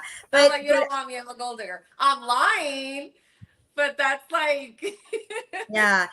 No, I get what you're saying. I need a masculine man. I need somebody stronger than me. I am a little bit strong. So I need somebody stronger than me. I need somebody that makes more than me, or same or more. We had this conversation in the past. But somebody that would listen to what I want would know that I don't want the flowers and the big proposal, somebody that talks, that cares about what I like, would do things that I like, would go with me to the gym, or things like that. I don't know. Okay. All right. Thanks, Erica, and I'll pass it to you, CC.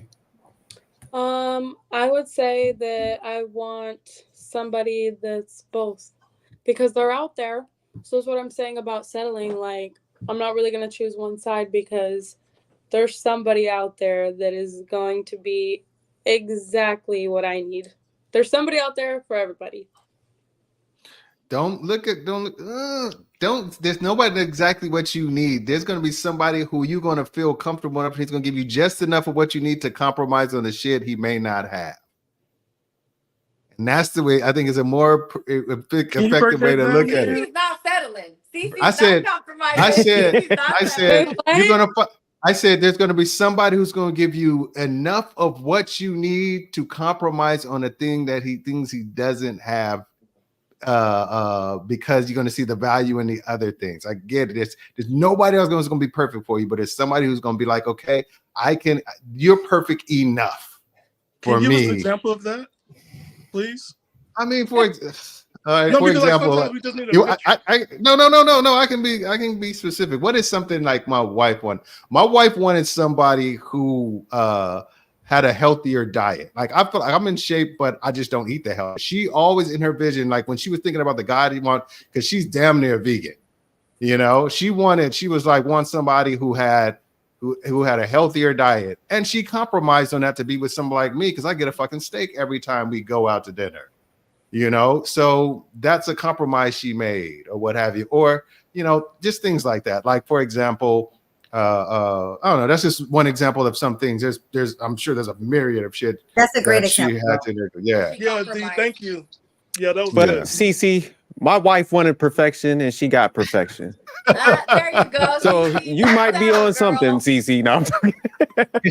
He's definitely want to compromise. I think there's perfect people for everyone. Somebody out there that, let's say you and your wife, that you're actually a great man for her, but the thing with the diet, okay, in my eyes though, that's just like something small and regular. It doesn't compare to the big gestures and things like that. I'm talking about like duality, Got you.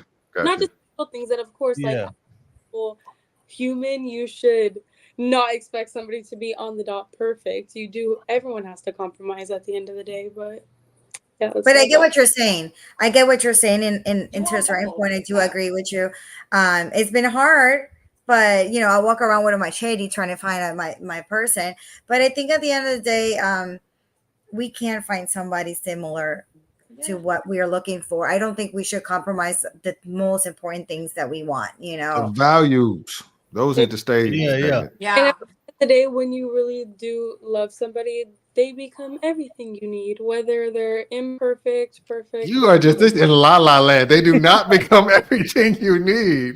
You're not You understanding. really evaluate the shit you need to see how important that shit really is. And you eliminate a lot of Hey, shit. Damien, it's cute. It's not. I It's want not her to rea- find it's not somebody. Well, I think CC, you already got somebody, right? You're trying to get me to go with someone with a threesome, bro. Come on. No, I didn't. Only if you want to.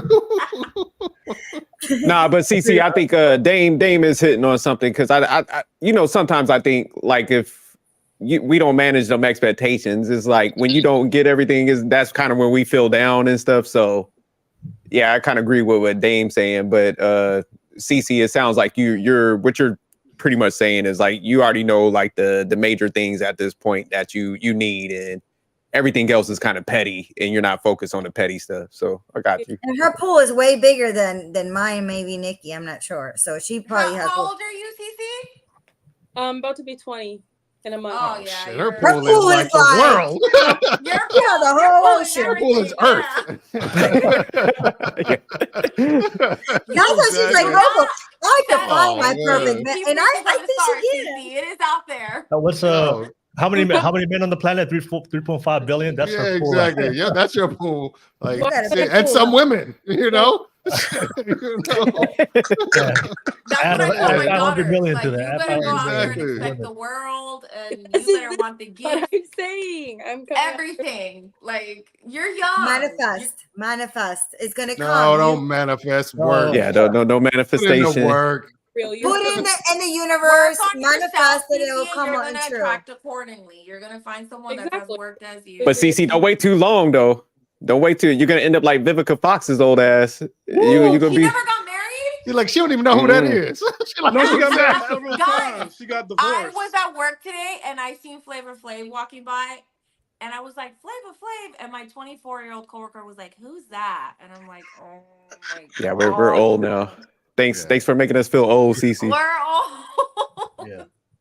I know we're going to conclude, but no, I think for what Cece said about needs, because that's something I do hear from a lot of girls online. That's why they made a point. Well, like if you really take the time to really think about what you want long term and figure out your values, that's where you should be focused on, especially when it comes to something long term. Like, can we all agree on this panel, Erica, Nikki, and Cece? Building a family, a successful family, is that a value that you want in your man? A man that he's a family man. Like, families are very important to him. 100%. That's one of the number one things for me. Yeah. Okay, family, right? Family, Cece, Definitely. and then Erica. Yeah, that I'm his family. I don't want kids, but sure. That's Oh, what yeah, I'm yeah, saying. Well, yeah, for your relationship, your family, like, Yeah. So often the reason why we brought up that conversation, because oftentimes you would meet people. Say you meet a man that's very family oriented, but he doesn't have the needs, the things that you're looking for. So often that's why it's more important than the values, because the needs, you can compromise on the needs. Because if you meet a guy that is very family oriented, he wants to provide a future. He has a plan. He just wants to take care of you, but maybe he doesn't have the needs that you're looking for, especially romantically, or maybe the proposal. You may have to compromise on those things to be with that man. Or teach him a little bit. Just be like, hey, this is Yeah, what so I like, XYZ. So that's why the thing is for me is how often you're gonna meet a guy, especially today's dating market, that is very family oriented. So that's why the values is more important. What are you gonna build your foundation? Because you're never gonna meet somebody that has all the things, the needs you want. Everybody has a compromise, but the thing is, the most important thing is the values is the most important thing. The things that you know for a fact that's gonna keep the relationship, that's gonna make you want to be with that relationship, and it's gonna make you be loyal to that person. But that's why we were saying that the needs thing, sometimes it's kind of delusional, because you're never gonna meet that in a man. And if you happen to meet a man that has everything you need, I'm promising who's playing you. It's okay. When you're 20, you could be No, delusional. It's okay. reverse that, Will. I mean, it's everything you want. Yeah. Everything you want. Then you need is what is the long-term shit. Everything that you want. If you think because a lot of people want 6 foot, everybody want Will. 6 foot, 6 figures. What you call it? But you may get somebody that's not 6'4". Yeah. In shape like Will is.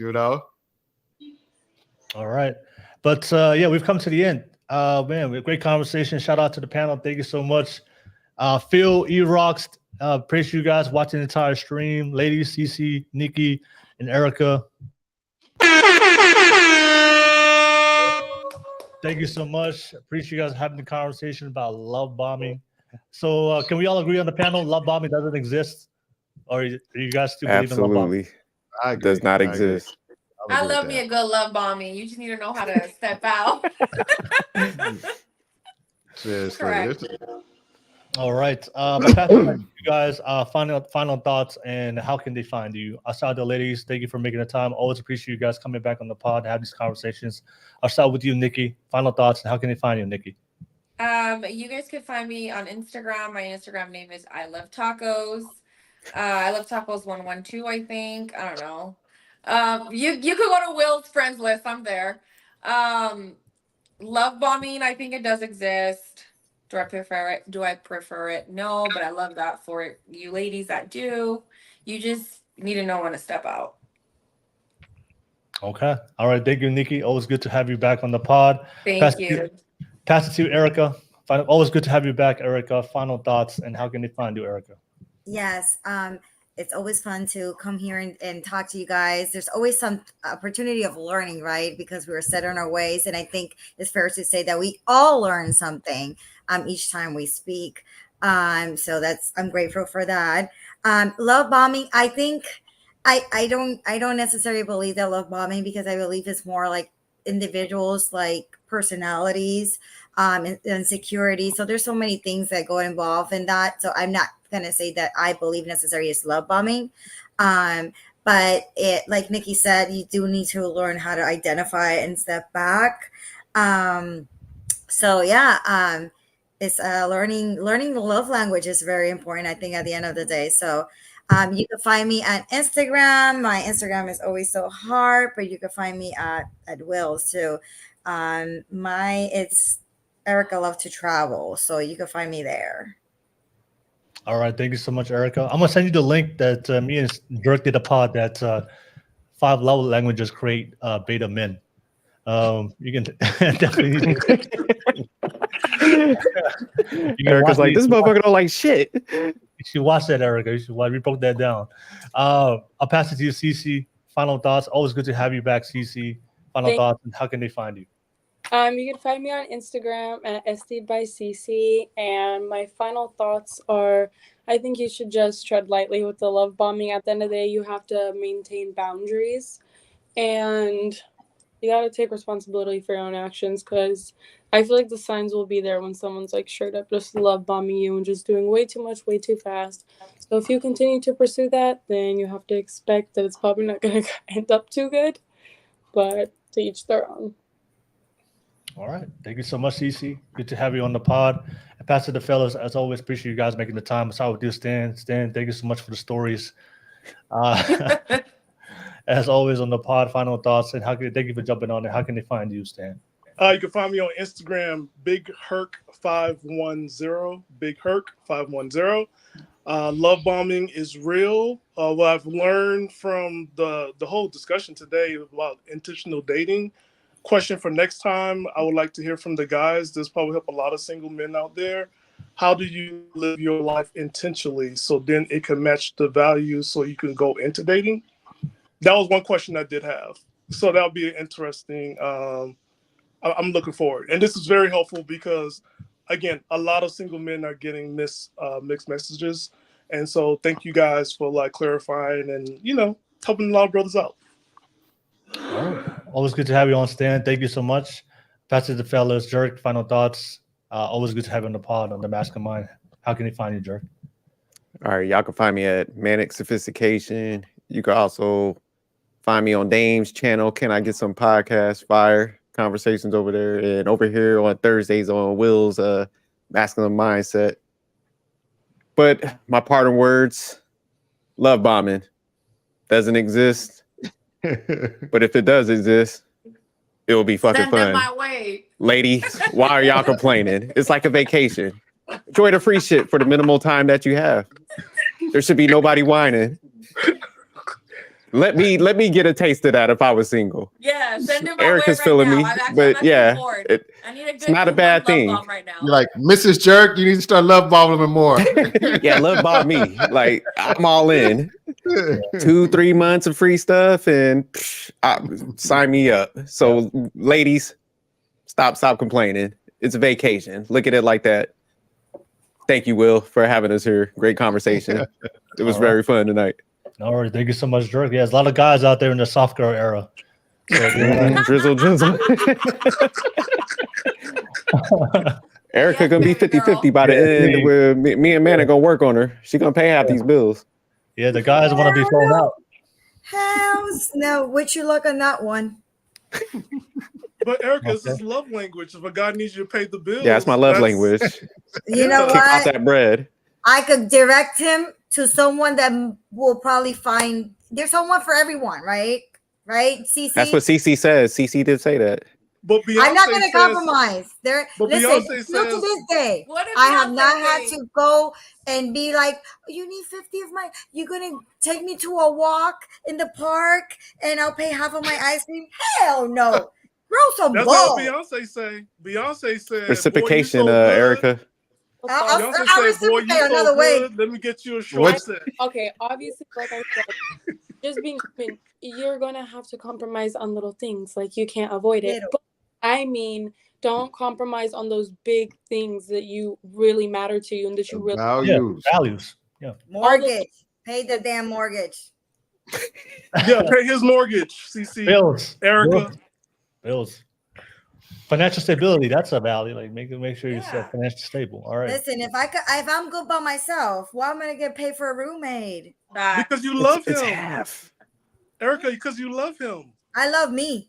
Hey, And because you Period. love you, you can love him. I'm with This you, is another Erica. topic. I'm with you. I'm not one of those 50-50 guys. Yeah, I'm, Erica's not looking for a roommate. She's looking for a husband. That's what she's I'm looking never Thank been a you. 50-50 guy. Shower But me Erica's with a gifts. wife, then she could pay 75 and he paid 25. Facts. We ain't having that conversation. Let me go ahead and mute this. Oh, this is not Teams. Too bad.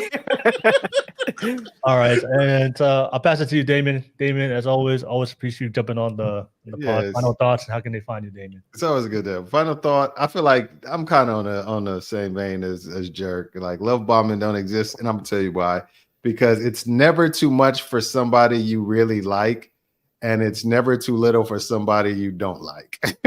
So it's just one of those things. So it always depends on the perspective of who's doing it and who's receiving it. So yeah, if people want to get in touch with me, you can go to my IG, Can I Get Some Podcast. I think I follow everybody here except Stan. I'll follow you, Stan, tonight. But if you want to Can I Get Some Podcasts? And I do a show every Tuesday at 9, even though I missed this last Tuesday because I was out of town. But Tuesday at 9 o'clock, I do a show similar to this one, but 9 it's me o'clock talking where? most of the What time. time? You were on the show. You should know. I wasn't. I wasn't. You were even on one of my shows. Oh my Yeah, I God, saw you're you. crazy, I Erica. saw you, Erica. Yeah. It's 9 Erica, you o'clock. remember you came over there, you was Central Time. arguing me and Manic. Yeah.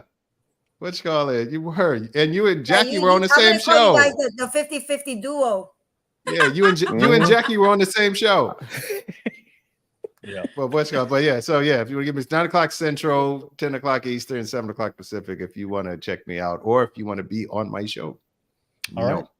Thank you so much. All right, Damon. Will. Is Appreciate there you love jumping- bombing, Will, before we Send exit your off? love bombers my way. I need a coffee daddy for 2 months. Hey, there's I need a somebody, sugar mama, Tacos. Will. Hook me up with a sugar mama. CC, there's somebody that wants to love bomb you on the chat. I saw that on the live chat.